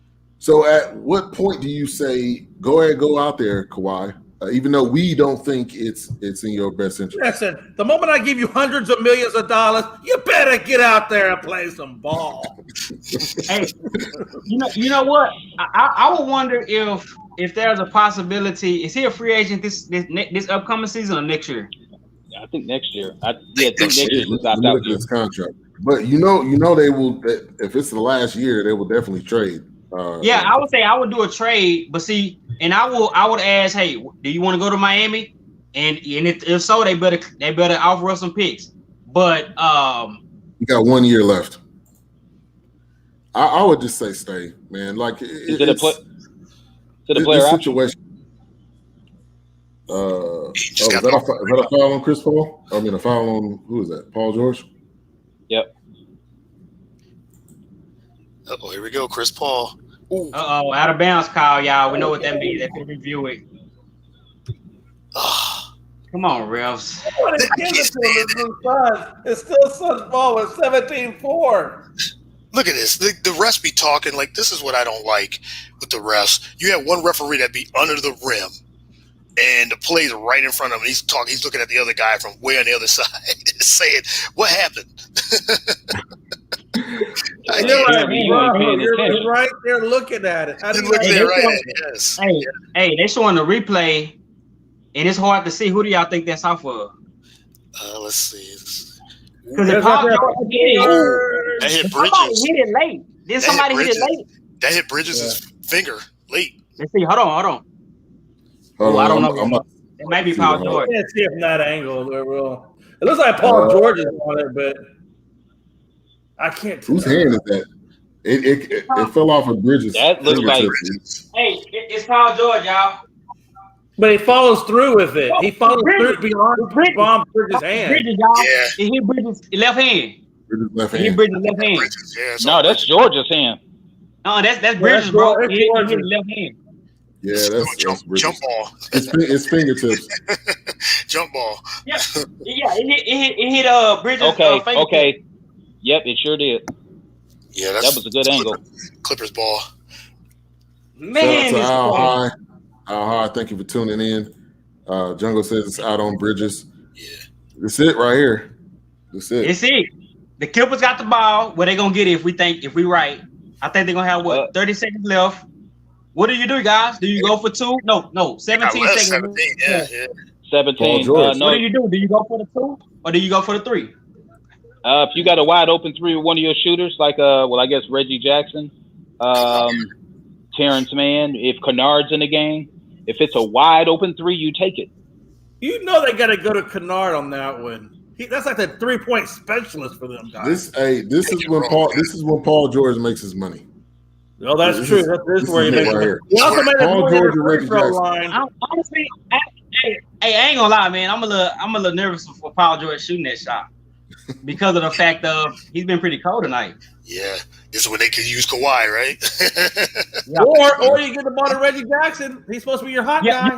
I would. He's I would. hot, I he's go hot Reggie. right now. I go Paul Reggie. George already. I go somebody attack, kick out. The guy that you kick out to. I didn't give it to Jackson or Kennard, whoever's got the best open shot. Yeah, go Hey, let I'm Paul George letting- try to hole and kick it out. Yep, I agree with that. I'm even Now, letting you know Nick what they Batum- probably. They got to call. Yeah, I timeout. was thinking about They gotta call Batum timeout. or Morris. They're not gonna call. What about timeout. Market? Lou gonna let Hey, him this play. surprising. Hey, this surprising if the Clippers don't call timeout. Lou gonna let him Wow, play. they don't run the court. Wow. You know what? They might want to say that timeout if they inbound it, they might have to use it. They did, and they fouled, so it worked out. They might foul. Yeah, the foul before Yeah, they hit the three. Yep. Yeah, it worked That's a out. good point. That's Yeah. a good point. Foul before they hit the three. That's that Phil Jackson rule. He used to do that all the time, man. But I don't. Yeah, he did. They had a foul to give though. They probably gonna foul before they shoot the three. No, they didn't. No, they didn't, y'all. Paul George at the line. You gotta knock these down, dog. You got He to. almost stole it. Ooh. Hey, you He- know. I thought he did. I thought I he think did that was steal it. clean. I think That that looked like was a steal clean. to me. That's a steal. With those free throws, though. It's too late, y'all. It's too late. Oh, okay. Oh, I thought he was gonna bounce out of that thing. boy. That's right. He looked like he was about to bounce. Oh, That's like, I would miss the second free throw, Paul George, on purpose. still a lot of time left. You almost missed Yeah. the first one. Still a lot of Yeah, time. you got to knock this down because you don't have enough time. But That's not a bad idea. It's not a bad idea to miss the second one though. okay, he got both. I think they're gonna call timeout now. Okay, man, this game been wild. It's like an '80s game. Yeah, right. I'm definitely behind. Where is that? See, he got both, man. I'm definitely behind you on my game. Yeah, Clippers. Yeah, Paul George made both. All right. What they're gonna do? Timeout. Clippers a timeout. Or Wow. Oh, how do you? You must have how that do you advanced let this ESPN. How do you let this team even be this close? Huh? You must have that advanced ESPN because you're definitely ahead of me in the game. I I don't got know how they- Way I got lagging behind YouTube. you.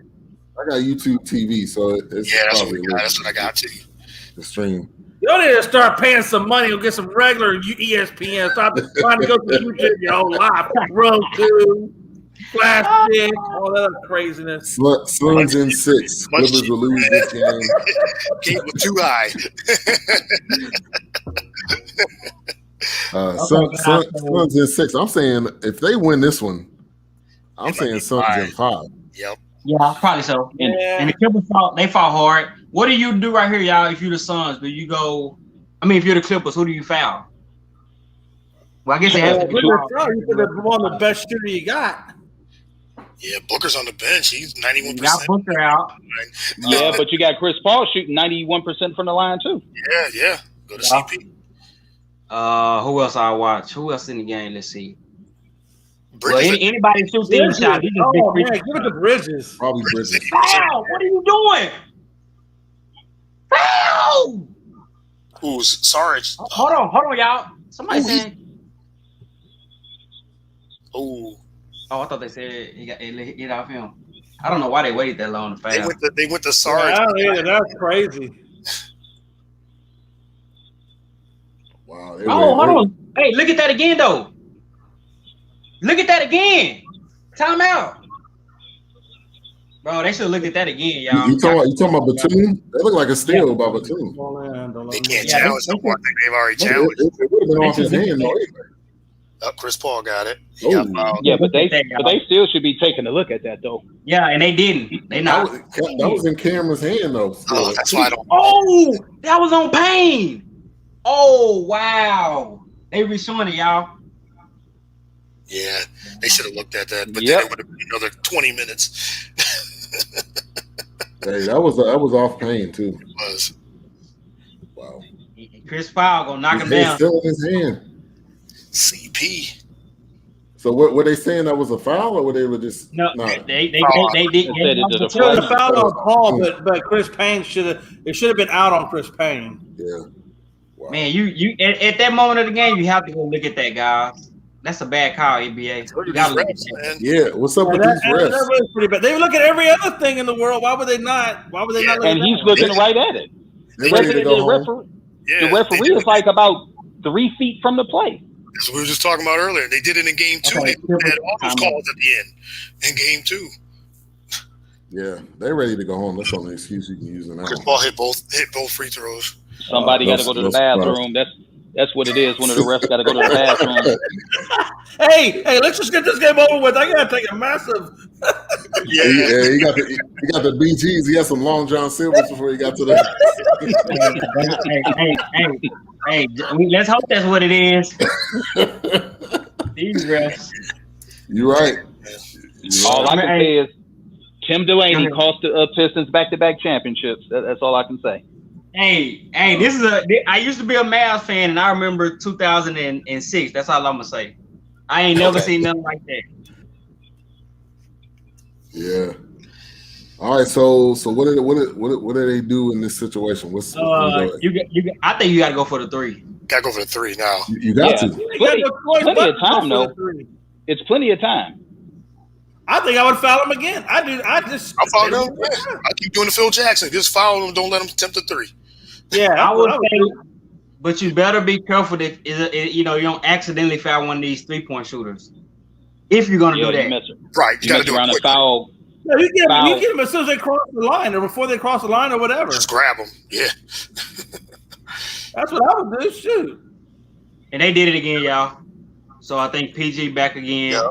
Paul George tried to attempt it, but they got him before he attempted the shot. Okay. So now what I'm thinking, if you're now he got to miss one. Well, yeah, okay. I was about to say if they got the ball back, I would double Chris Paul. Somebody else got to shoot free throws, and that's what they should have done a while ago. Chris Paul shouldn't have got that ball because he's a great free throw shooter. Oh, he missed. I agree with you. PG missed the first one. Come on. Oh well. Well, it's game now. That's game. That's game. We got to miss the second one. Oh, George. I told you, Chris Paul the curse. Well, he's sticking to my former team. Unless you you got to make this one. You got to make this one and foul. Paul George. I mean, look at Steve. Out the dough. Hold on. Look at Steve Ballmer looking down like I knew I should. I love. Hey, you ever see my Steve when they do well and he does that little dance, the little Steve Ballmer dance? Yeah, he's dancing tonight. when he put his head down like that, it was like. Oh, he missed the first. But you know what, y'all? Yeah, they zoomed in on it. Hey, but you know what, y'all? I'm not gonna count this team that they can't win the game on the road. I'm not gonna count them out. I think it's over, man. I think it's over for the Clips now. Their run just about over. Hey, I'll say this: Phoenix, they're gonna have to beat them. Yeah. Even in the next game, I don't think they're just gonna give it to them. Oh, they go to foul. DeMarcus Cousins at the line now. Hold on. The Clippers got the ball back? Yeah. That's a foul. He did get fouled. Oh no, they called foul y'all on the missed free throw. They called foul on that. Yeah. Boogie getting some minutes. Does he miss this one? It's more like he's getting 8 minutes. Oh, he threw it on the back. Oh, he missed it. Yeah. Man, you can't do that, bro. Okay. Here I'm doubling Chris Paul. He's not gonna catch the ball if I can help it. That was a weird. Why isn't Cuz getting more playing time? What's he doing? He can't throw it off the backboard, man.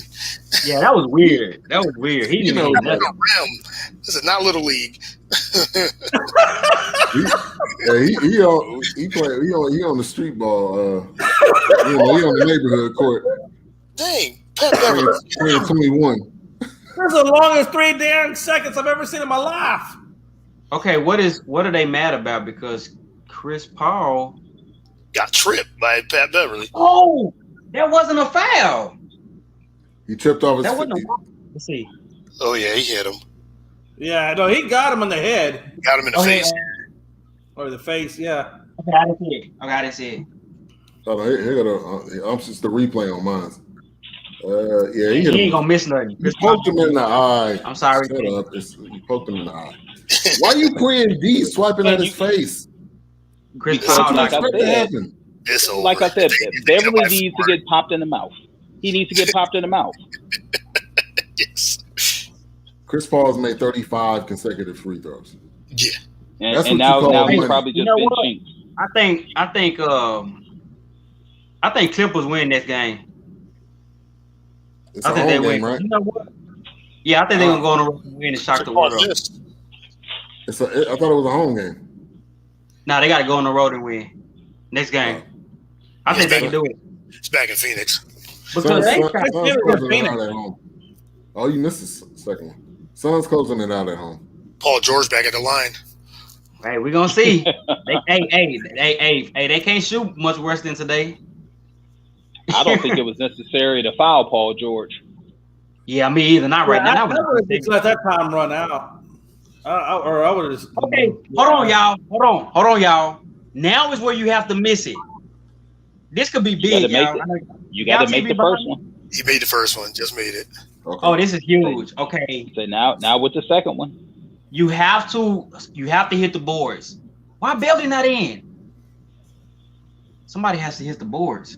They need Cousins and Zubac. Why didn't he put both of them to get those rebounds? Oh, it look like they do. I think both of them in. Yeah, they do. I see him. Yeah. Okay, be mindful of a foul call. Yeah, over the back or something. Yep. Ah. Let's see. Paul George, he gonna miss it. Yep, he missed it. Oh, Chris Paul got it. This game. Oh, 1.3 left. Chris Paul lost his shoe. He said 1.3. think Paul George got another Hail Mary in him. And Chris Paul make both of these. It's a wrap. Did the shoe You come know off? what? You know what? I'll say this. Paul George with that miss, he gave him a chance. Yeah. He did. He's not limping, is he? No, I think it's just a shoe. It looked like he was, but I think his shoe came off. Yeah, his shoe came right off. Paul George stepped on his foot. Yeah, time for the shoelaces. Laces out. Laces out. Laces out. Hold on, y'all. Hey, he was trying to tackle. Hey, this two. Yeah, it's two hand touch. Look This like Paul George. Say that look like the Cardinals versus the versus the Rams. It's Wow, over. 83, This series is over. Yeah, If they're playing at home, the next game, it's over. that's game. Yeah. I'm not willing to say it. I'm saying it right now. Yeah, they're going back to the same Phoenix after this one. Yeah, it's over. I think it's over. Hey, plus, I done seen Ty Lue do it before, so I'm not counting them out to the fat lady saying. hey, plus the Suns and 4 guy gonna be there. It's over. Yeah, He's fighting everybody. I just think that with the way the Suns have been playing, they're just a different team. They're different than Utah. You know what I mean? And so different than Dallas. So I think it's the Suns team. It's the Suns time. All right, let's go to. I think this game, to me, Aiden, he gets a game ball because nobody really shot great on either team to me. Clippers can win in Phoenix. They should have won game 2. Yeah, let's go to the stat sheet if you guys can see that. Yeah, Crowder had 3. That was it. I mean, 7 rebounds. Bridges had 6. Aiden's the player of the game. 19 points, 22 rebounds. yeah. Chris Paul had 18. Devin Booker had 25. The bench only had 13. Yeah, and you know what? This was a game I think out of all the games, well, the last game too, but this one they really missed Kawhi this game. I mean, because that end of that third, man, it's like they couldn't make nothing, and that's where you want a guy that your superstar to get about 5 to 7, 8, 9 points real quick. Let's go over to the Clippers side. Reggie with 20. I hear a little echo, man. Somebody must have their audio on. Yeah, Zubac and George had rebounds. I don't know who brought it up. Who brought it up about Zubac hands? Because I think that's a decent point. Like, he gets a lot of credit for having good hands. But I'll say this: if he have good hands, hey Eric, you got an echo. I'm gonna put you on mute. Nope. Yeah, that was Eric. Okay. Go ahead, D'Anthony. No, I was about to say if Zubac, he may have decent hands, but to me, he needs to finish better, man. Like, there's sometimes where he'll catch the ball under, look around, gotta pass it. Like, I wish he had that ability where he can take it up more consistently and yam it and stop, looking around like somebody gonna block it. Like, be more aggressive. But I guess in a way that's just who he is. That was the same thing with Ayton. That was the same complaint I had about him in the playoffs before this series. Yeah. It seemed like he didn't want to dunk it, and I was like, somebody need to tell him, dunk the ball. You're the tallest person on the floor. Dunk on whoever's under the court. Stop trying to lay it up. He's playing too much finesse. He needs to put some power behind it. Yeah. They must didn't get to watch old Shaq, boy. Right. Catch that ball and just dunk. Every time. Monster. You had to foul Shaq. Yeah. We were talking about the Suns. Oh, that's me. Oh. Uh-huh. That's. I think that's. I was saying about the Suns. I was thinking with them, they shot bad from the field, the backcourt. Chris Paul and Booker, and they still won. So that's the thing. Like if they shoot great from the field, I think it's over for the Clippers in 5. That's the thing. Like, it was a close game, but Booker didn't have a great game shooting. Chris Paul didn't have a great game shooting either. So Booker's due. He's due for one of those big games.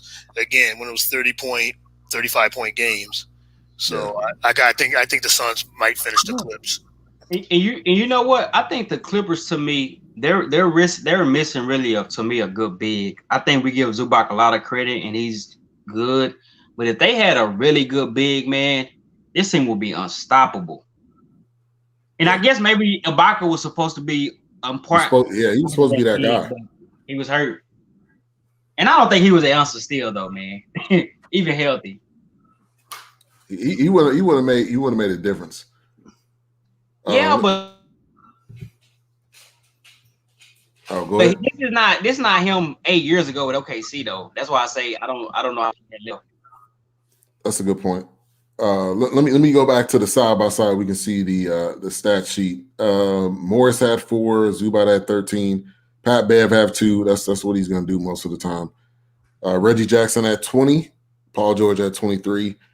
Terrence Mann off the bench had 12. The bench as a whole had 18. So they won in the bench scoring. But I think the main thing was some of these missed free throws. I mean, Paul George went 12 for 18. If he would have made those free throws, they would have won the game. Yeah. That's it right there. We could probably sum it up in that nutshell right there. Eric, if you want to kind of touch on the game, I think you might have an echo on your end, but if you want to touch on the ending. You know what? I think that it was fatigue with Paul George. I think that you had Kawhi there and not so much pressure and responsibility on running the team and being the primary scorer. I think that the Clippers would have won, but I think that fatigue, they beat them up. Yeah. And you know what though? I gotta give a lot of credit. The echo. I gotta give a lot of credit to Paul George in the sense of he hasn't played well to me, but the effort has been there. Like I didn't know he had this type of fortitude to continue to try. Like in the past, if he missed a couple, he doesn't have the fortitude to come back and make one big one in the fourth after missing 4 in a row. Like to me, he showed me something. He's a number 2 guy, and those type of guys you can only expect them to carry you so far.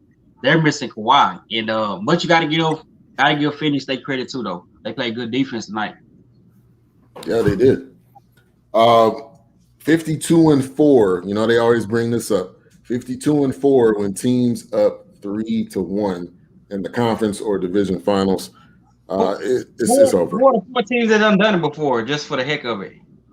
Hey, I'll tell you this. I remember back when, now this is going way back to when Charles Barkley was there with Phoenix, but they were down 3. Houston was down 3-1 and came back and took that series from them. That was their first championship they won when they had to go against New York in the finals. So it can be done. I mean, but the question is does this team have enough left in the tank to do it? That's the point. Without the star, it's impossible. Hey man, I'm so happy for Chris Paul right now. You talking about a dude that almost was out of this series with the shoulder situation, and then it was COVID. In the past years, every single time he gets to the playoffs, he has some freak injury. And normally we always joke that the State Farm commercials are on, but Chris Paul's not here. Well, the commercials are on, and he's still here, so he can pat himself on the back. Chris Paul, Cliff Paul. I know we're looking forward. They're getting ahead of ourselves because the series is not over. But let's say the Bucks come out of the East. What kind of chance you guys give the Suns? I actually give him a pretty good chance. I think Ayton. Yeah. I think Ayton will be able to bang with Giannis. Now I don't know if anybody can truly stop Giannis on the Suns. Maybe you put Jay Crowder on him to rough him up. But I like that matchup though. I think Drew Holiday. Who you gonna pick? Booker or CP? You said who? Say it again. I say who would Holiday stick? I would say you gotta go Booker. Yeah. That'd be another tough one. You gotta make your money. You gotta make your money. That's that series if that's how it ends up working out. Yeah. Drew's a real good defender. You want to have Middleton guarding Booker? Either one. Hey, you might have to plug your headphones in. I don't know what's.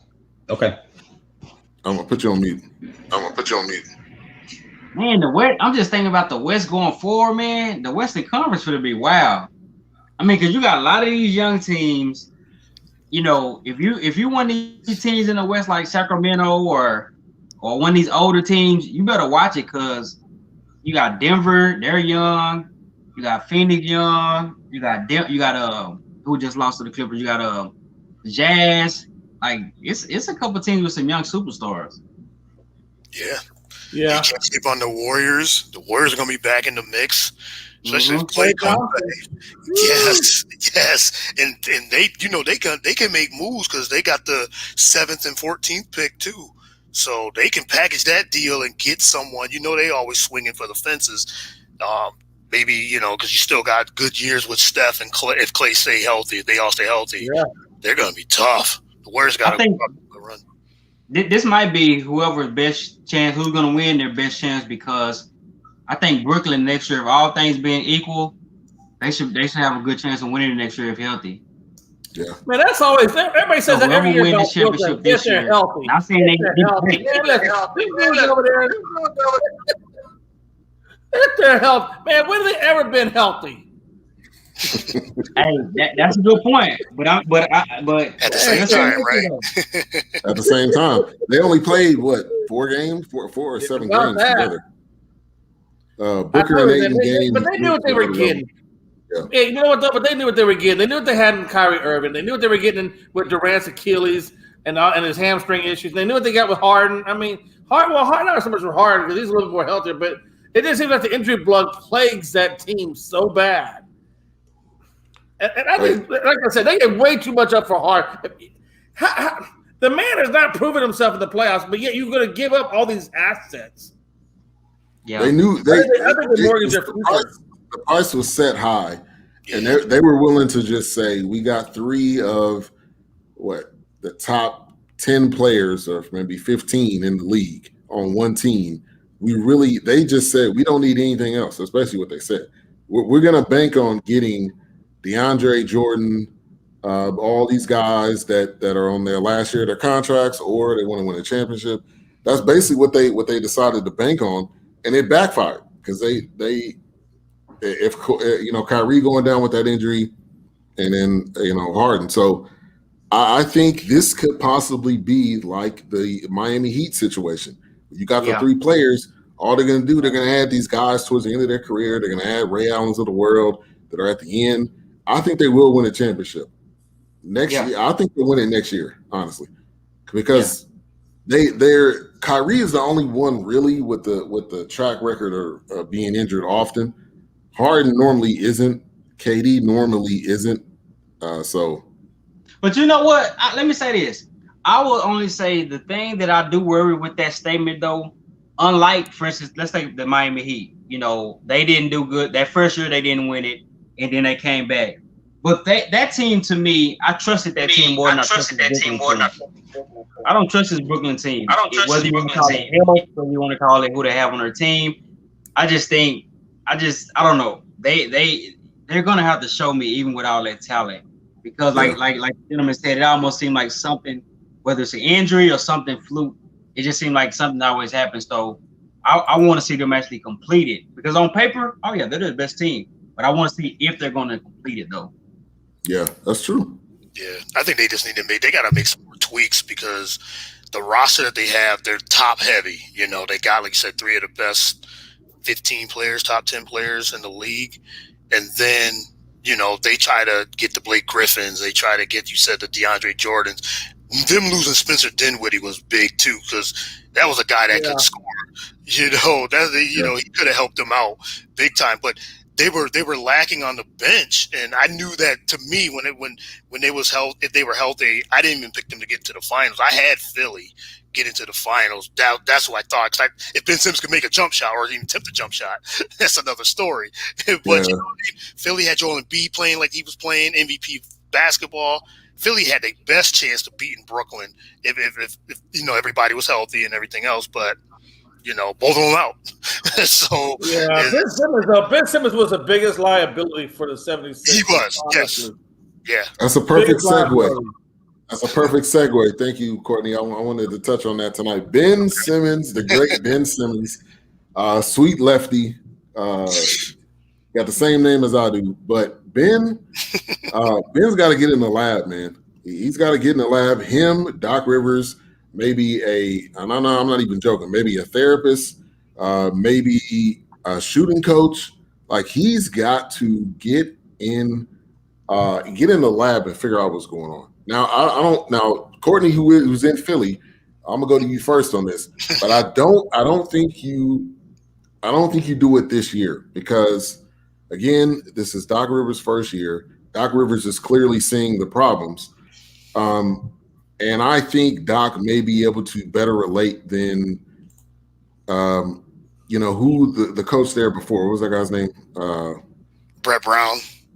So terrible. I think you give him one more shot, and if it doesn't work halfway through the season, I think you trade him by the trade deadline.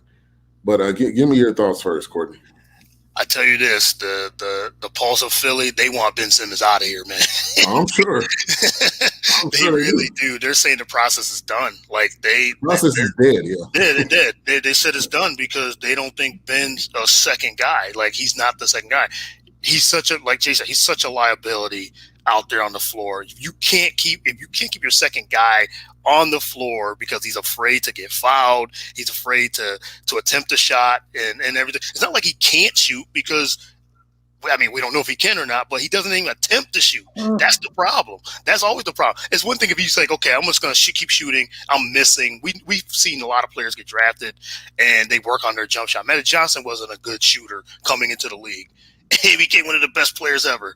So it's not like he at least attempted it. Ben Simmons doesn't even attempt to shoot the basketball. That's a problem. So I think it is mental. I think it's more mental than anything else. And he, like say, maybe he does need to get a therapist. Maybe he does need to get a shooting coach. Maybe he does need all these things. But that's a lot to get. And a lot to invest. Yeah, he's in his own head. He's in his own head. So I think he gets traded. I really do. They just, who wants that contract now? His value is low, and now because of such a poor playoff series that a couple playoff series that he's had, and now the work ethic is getting questioned too. So there's a lot going on with Ben Simmons. So I really believe that he actually gets traded this off season. Okay. All right, Jay. Yeah, I tell you what, it's $140 million, Yeah. and you got a man who's got mental issues. That doesn't exactly make me feel comfortable about keeping him on the team. But let's talk about something even worse than Ben Simmons. And that's the in-game adjustment problem with Doc Rivers. He ain't getting off the hook in my book that easily. I'm sorry. He's got terrible in-game adjustments. And I'm telling you right now, Ben Simmons, yes, is a problem, but so is Doc Rivers and his adjustments. I'm telling you, he caused a lot of issues with that. But yeah, Ben Simmons, hey, look, that man, he's got a lot of issues, and I don't know if you can cure all of them. And I think it's going to be hard to trade the $140 million contract and try to find somebody that would take it on because they're going to get the same issues you got. That's a good point. Yeah. Good point, Eric. Yeah, hopefully my audio is better. It is. Ben Simmons, you know what? Somebody's going to want to trade for Ben Simmons because of the potential. I heard perhaps Golden State is an option for him. Andrew Wiggins and maybe some other pieces, for Ben Simmons. I don't know if that'd be a good fit for Golden State, but there's going to be somebody out there that's going to be angling for a championship. Hell, maybe Ben Simmons goes to the Lakers. You don't really need Ben Simmons to shoot. You just need. I wish he would go to the Lakers. Huh? I wish he would go to the Lakers. And hey, that's one person who can't shoot. So that's add that up to I hate the Lakers, man. I wish he would go to the Lakers. well, maybe I shouldn't have brought that up, but you know what? I don't know what Ben Simmons' issue is. I think these things are all fixable though with Ben Simmons. It's just whether or not, like you said, does he want to put the work in? Hey, this is it, man. Like, this is your career right now. Your career is on the line. And it depends on him. It depends on how much, like everybody's been saying, how much work does he really want to put into this and how serious he is. But when he did the post game, man, he looks so like, I'm done. I'm done with basketball and I'm done with this interview. He passed up a dunk. I don't know if y'all seen that play where basically all he had to do was jump up and dunk it, and he ended up passing the ball to somebody on the other end of the court. I mean, not on the end of the court, but on the other side of the rim. And then he got fouled, And his thing was, well, I thought somebody was over my back. Even if somebody was over your back, that would put you on the line. Get the foul. That's the point. I don't think he doesn't want to shoot at all. Like, he don't want to shoot free throws. He don't want to shoot. You don't want to shoot dunks. You're not even shooting the dunk. You're dunking the ball. Like, you're not even shooting it. So yeah, he's D'Anthony. We're talking about. No, I was just gonna say that lets you know it's mental. Ben is a guy that I have been in his corner because he plays that point forward. The thing with him is they're not built around him. If you're gonna have a guy like that, you got to have a great shooter. You got to have several shooters on the wings. A guy that's because he's a passer. They're not, to me, built for him. I don't think. I think you probably want to trade Ben right now, because I don't see you winning with your players and being in that style of basketball. I don't see you winning. I think you might want to trade him, but the thing with trading him is his stock too low? What are you going to get for him? That's the thing about it. Nobody's going to trade their best stuff away for that guy. Right. Yeah. I mean, I'm sorry, I don't want $140 million. And I don't want to trade a good asset for a guy that don't want to even shoot the dang ball. I'm sorry. I'll pass. Hey, that brings up a point earlier. You know how we saying we anoint these guys too fast? Yes. He was another product of that. Yes. Yeah. We put him on the We put him in the Hall of Fame. Put him on the pedestal. Way too soon. And he's got talent. Like we said, he's got talent. The talent's there. Because he can defend. He's a real good perimeter defender. He can rebound. He's a point forward. He got the size. He can pass. He's got everything except for that work ethic and the lack of shooting. Those are the two issues right there. But like you said, if his stock is low, say a team like Golden State says, okay, if Philly don't want much for him, okay, let's give Wiggins and a draft pick. Is that all it takes for Ben Simmons? We can build it. We can just bring him in. He can be the third, fourth, fifth option. Why not? You got Curry, you got Clay, you got two of the best shooters ever on the squad. And if Ben Simmons don't want to shoot, Draymond's gonna be in his ear. Draymond's gonna be yelling at him and all on him. So Hey, let me give up Wiggins for a guy who can't shoot. I'm not going to give up Wiggins for a guy that can't shoot. I don't have that time to sit there and just throw people around. I mean, here's the thing. We don't even know. We don't even know if he can shoot because he doesn't shoot. Right. Hey, that's the point. I don't. Hey, let me ask you this: if you're a top 5 team with a draft pick, do you consider trading that draft pick for Ben Simmons? What, top 5? Hell no. Yeah. Hell no. Okay. I would. I get maybe a second rounder. Not look. first round pick. Yeah. I would say yes. If you have multiple picks, if you're a team that has multiple first round picks, I'll do it. I would pull the trigger. Like a Cleveland or somebody. I mean, somebody that doesn't have that guy. What about Boston? What about OKC, who's got 20 draft picks over the next 7 years? And then been in a small market like OKC, maybe that's the thing too. Big market in Philly, some players just can't fit in big market like New York, LA, Philly. You know what I mean? Ben comes over to OKC or like you said, somewhere like that. That could help his career out. I mean, we've seen players have that move from big markets. Markelle Fultz, he's having a decent career now in Orlando. He got out of the big market. He was another guy that had mental issues too. Yeah, Philly media will eat you up. They would eat him up. Did somebody say the Warriors had 2 first round picks? Yeah, they got a 7 and 14. Yep. Pull the trigger right now. You got nothing to lose. But you have a Draymond Green type of player, and he's like that. That's the only thing with that. Okay, well, you give up the 14th pick and I don't know, Wiggins or somebody. But man, that's you're thinking about 3 players that's making $100+ million if you do that. You got Clay, you got Ben Simmons, and you got Steph. Now what and whatever is Draymond's making, I think Draymond may be in the $80 million range.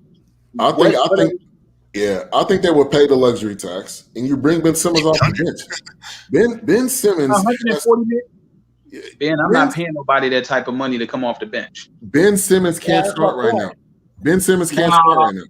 He off the bench, that might break his confidence, Ben. He might not never shoot. He never shoot the ball. He don't shoot now. Hey, you bring the guy off the bench, man. He might not take a shot ever. Hey, look, Lou Will became the 6th man of the year. He probably didn't want to do that. He could be the next. The Sixers aren't taking that much money in dead cap space to try to help them facilitate that deal. So yeah, they're going to have to absorb that majority of that contract. And if you're like you said for a 5th option, that's just crazy. And then Curry, Curry's up. He's due too soon, real soon again. So that's even more money. But can you imagine a lineup of Curry, Clay, Ben Simmons, Draymond, and Wiseman? And here's the thing, though, bro. I don't like Ben and Draymond. I don't like them together. They play positionless basketball, though. Yeah. Sometimes Ben could be playing center. They don't. There's no position. Yeah. Now they got Looney. They got Looney that comes in sometimes, but Looney don't even start all the time. Like that's the thing with the Warriors. They can mix it up. I don't know. I'm not completely against that. Wiseman's supposed to be their center, isn't he? Yeah, Wiseman's supposed to be the center. Yeah. He was just hurt last year. He was hurt. But I would say it would have to be a team with multiple first round picks if that's the way it is. I don't think you can do a straight up. I don't know if you can do a straight up trade because the value wouldn't be equal. I don't think. Now I've been hearing if they can get rid of Ben Simmons in that contract and get a first round pick, that would be like Philly's Omega Opus or something. I mean, that'd be like the creme de la creme of trades. Let me tell y'all a team that to me could do something that they want to pull it, and they have enough. Miami. If Miami want Ben Simmons, I think they can package a deal for him because of some of the talent that they have. But do they want to give up anything for him? See, that's the thing with Ben too. How much are you willing to give up for a guy that you know can be a liability? Yeah. Yeah. And you brought up the coach. That's a good point. What Jay said about Doc Rivers. Maybe you need a strong-minded coach to get with him too, Ben, to help his confidence up. You know what I mean? Like somebody like said, Spoelstra that said in Miami, it's not a bad look. You know, Steve Kerr. You know, there's some coaches that can get to him and say, look, like you said, you're the 4th option. You're not the number 2 guy. It's proven. You couldn't play with Joel Embiid. And I think Embiid's frustrated with him too. Like, man, don't you shoot the basketball? Like, you're supposed to be my wingman, and you're not. And even if like somebody like Philly gets a Wiggins, we already know Wiggins is not a 2. He's not a 2 guy. So Joel Embiid, he's still looking for another superstar with him. He had it in Jimmy Butler, but Butler left and went to Miami. So I don't know. Philly could be taking a step back anyway. Hey, this is not possible, bro. I'm trying. This is not even possible, bro. But I'm telling you what I'll try to do. I'm trying to trade to Detroit to get Cade Cunningham. But that's probably not even possible. But that's what I'll be trying to do. Right. Man, you're gonna have me if Detroit does that, you're gonna have me cussing. Oh yeah, if they don't go for Cade Cunningham, number one, there's no hope for that damn team. There's no hope. I mean, there is no way that Detroit is not drafting anybody else but him. If I wish they just screw it up and not draft him. That way Houston could get him. God, I wish they do that. Hey, but see, I like Suggs too. I like Suggs too a lot though. Suggs I like nice. both of them guys. Yeah. I'm gonna get the edge. I'm gonna get the edge to Cunningham though. Cunningham is polished. Cunningham is edge. It's advantage. I mean, it's his it's advantage, man. He is the LeBron James of this particular draft. Yep. He's a generational player, y'all. Yeah. Yep. Suggs, and plus he's playing against top teams. That's a Suggs big playing guard, like Gonzaga. What is Wiggins? I mean, what is Cunningham like? 6'7", 6'8"? It was about 6'9", about 6'8", 6'9", I think. Yeah, 6'8". That's a big guard, man. They can do everything on the court. Oh yeah, he's 6'8". And then we got Jaleel Grant. And then we've got some young great wing players. We got Isaiah Stewart. I mean, Detroit in a couple of years, it's going to be nice. Hey, just don't screw it up, Detroit. Just don't screw it up, man. I'm praying that we don't. Praying that we don't. We suffered. We got rid of everybody. Yeah. All right. We going into the late night hours. So before we head out, we got the Eastern Conference game going on tomorrow. Atlanta and Milwaukee. Who do you guys have tomorrow in that game? I'll go around the horn. Jay, I'll go to you first. Yeah, I feel like Nate McMillan's going to make the adjustments. They're going to go back to Atlanta. They're going to have their home crowd around them. Trae Young's going to bounce back. He's going to learn, and I'm definitely taking Atlanta in that one. Okay, Courtney. I'm going to Bucks. I got the Bucks winning this series, so I think I got the Bucks. I mean, I agree. I think McMillan, he's already proven he can make the adjustments, and we won't see Trae Young have that many bad games, but they haven't figured out Giannis, so if Giannis can continue just to keep driving to the basket, not shoot, from the outside, stay away from that free throw line, 20 seconds on the free throw line, they got a chance. But I got the Bucks actually going to Atlanta and winning game 3. Okay. All right, D'Anthony. This one tough. I think Atlanta got one more victory in them. But I don't know if it's going to be this game or the next game. I'm going to go Bucks this game, and I'm going to go Atlanta next game. Okay. All right. Yep. All right, Eric. I'm going to go Atlanta, but I don't think Trae Young is going to be the guy this game. I think John Collins is going to surprise everybody and have a really, really good game. All right, John Collins, man, is a player, man. Just a kind of freakish talent. I don't know what position he really plays. I guess he plays power forward, but he can shoot. He can play down low. He's gritty. But I didn't need Herter to go off. I need Red Velvet to come up and start knocking them threes. Red Velvet. Red Velvet, please. That home cooking usually do it, especially for the people. I'm gonna go Atlanta. I think this is definitely at home, and I think these type of players as Trae Young, as I'm speaking of, bounce back in games that they have down games. So I'm gonna go with Atlanta. Overall, though, I do have the Bucks. I think this is the Bucks. If they don't do it now, at some point you got to say you got to blow this thing up. At this point, they got to do it this year. I think they will make it to the finals, and I think they got a good shot of actually winning it all for the first time since what was that, 1970 something or 71, 72 when Kareem was there. I'm sorry, Lou Alcindor. Yep. Yeah. So I mean, I think this is their year, right? 1971 was the last time they won a championship. So, speaking of this, I know we're on the East Coast. We're speaking about just thinking about the West. I think the Clippers are going to have some interesting questions going forward. Oh yeah. If you lose this series, I mean, everything has to be on the table. Injuries, player contracts. but we don't have no draft pick. And I'm saying we, meaning that's the way they have to think. It'll be interesting to see what they're going to do next year because unless they get a couple free agents, I wonder what they're going to do next year, especially with Kawhi, that Kawhi situation. Yeah. Should be interesting. But man, great show tonight, guys. Thank you everybody for tuning in. Thank you guys for coming on. I appreciate your opinions. And Jay, thank you for coming on. What you guys got coming up next week on Unscripted? Oh, we're going to still continue to talk about more about these playoffs, and then probably going to dive into some more NFL. I think we're going to start breaking down some more college games and football getting ready to come up. I know we're getting ready to go into college football season. So yes, sir. Yes, sir. I'm excited, man. I can't wait for college football to come back, and I really hope they go to 12 teams. Now, what team you root for? Man, I'm a Texas Longhorn. My team's not going to make it in there on the 12, but if my A&M Aggies can make it in there, oh Lord! Hold on, no. What team you say you for? No, I'm a Texas. I'm a University of Texas guy. My whole family grew up there. You can't mention the Aggies and you're a Texas fan. Don't tell me you're I'm just saying from a Texas perspective. If my Longhorns can't get there, then I would like to see somebody rep up in there. But hey, don't get it twisted. I am a diehard Texas Longhorn fan. Don't get me wrong. I'm a Longhorn fan. Hey, I'm a Longhorn fan too, and I give you that A&M since they represent the state, but they're not gonna get past Bama, or Georgia, so yeah. College football coming up right around the corner. All right, Courtney, what you got coming up next week?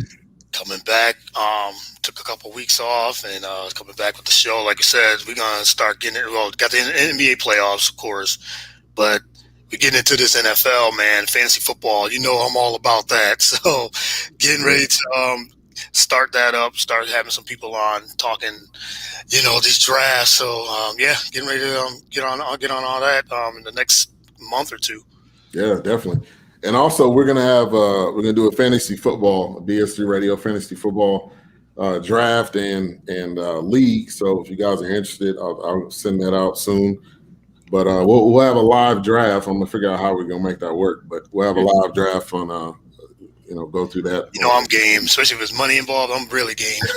I don't play it now, man. But I was playing fantasy football. Y'all wouldn't even think about it, man. Y'all been playing over 10 years ago. Hey, y'all been playing over 10 years ago? 1998. How about that? 99, 98, 99. When we had to get the stats from the newspaper, and you had to wait till Monday. You had to wait till Tuesday morning to know if your team actually did something. Oh, wow. Yahoo and CBS. But see, fantasy wasn't that big like it is now, though. It doesn't take off. It doesn't take off. Yeah. Yahoo, ESPN, and CBS. Yeah, all of them. Yeah. D'Anthony, what you got coming up next week? Man, pretty much laying low. You know, I cover high school ball and some college stuff, but I'm pretty much laying low to high school football season down here in Texas. That's everything. So just kind of laying low, taking it as it comes. That's pretty much it right now, man. I'm ready for college football too, man. I'm ready to see.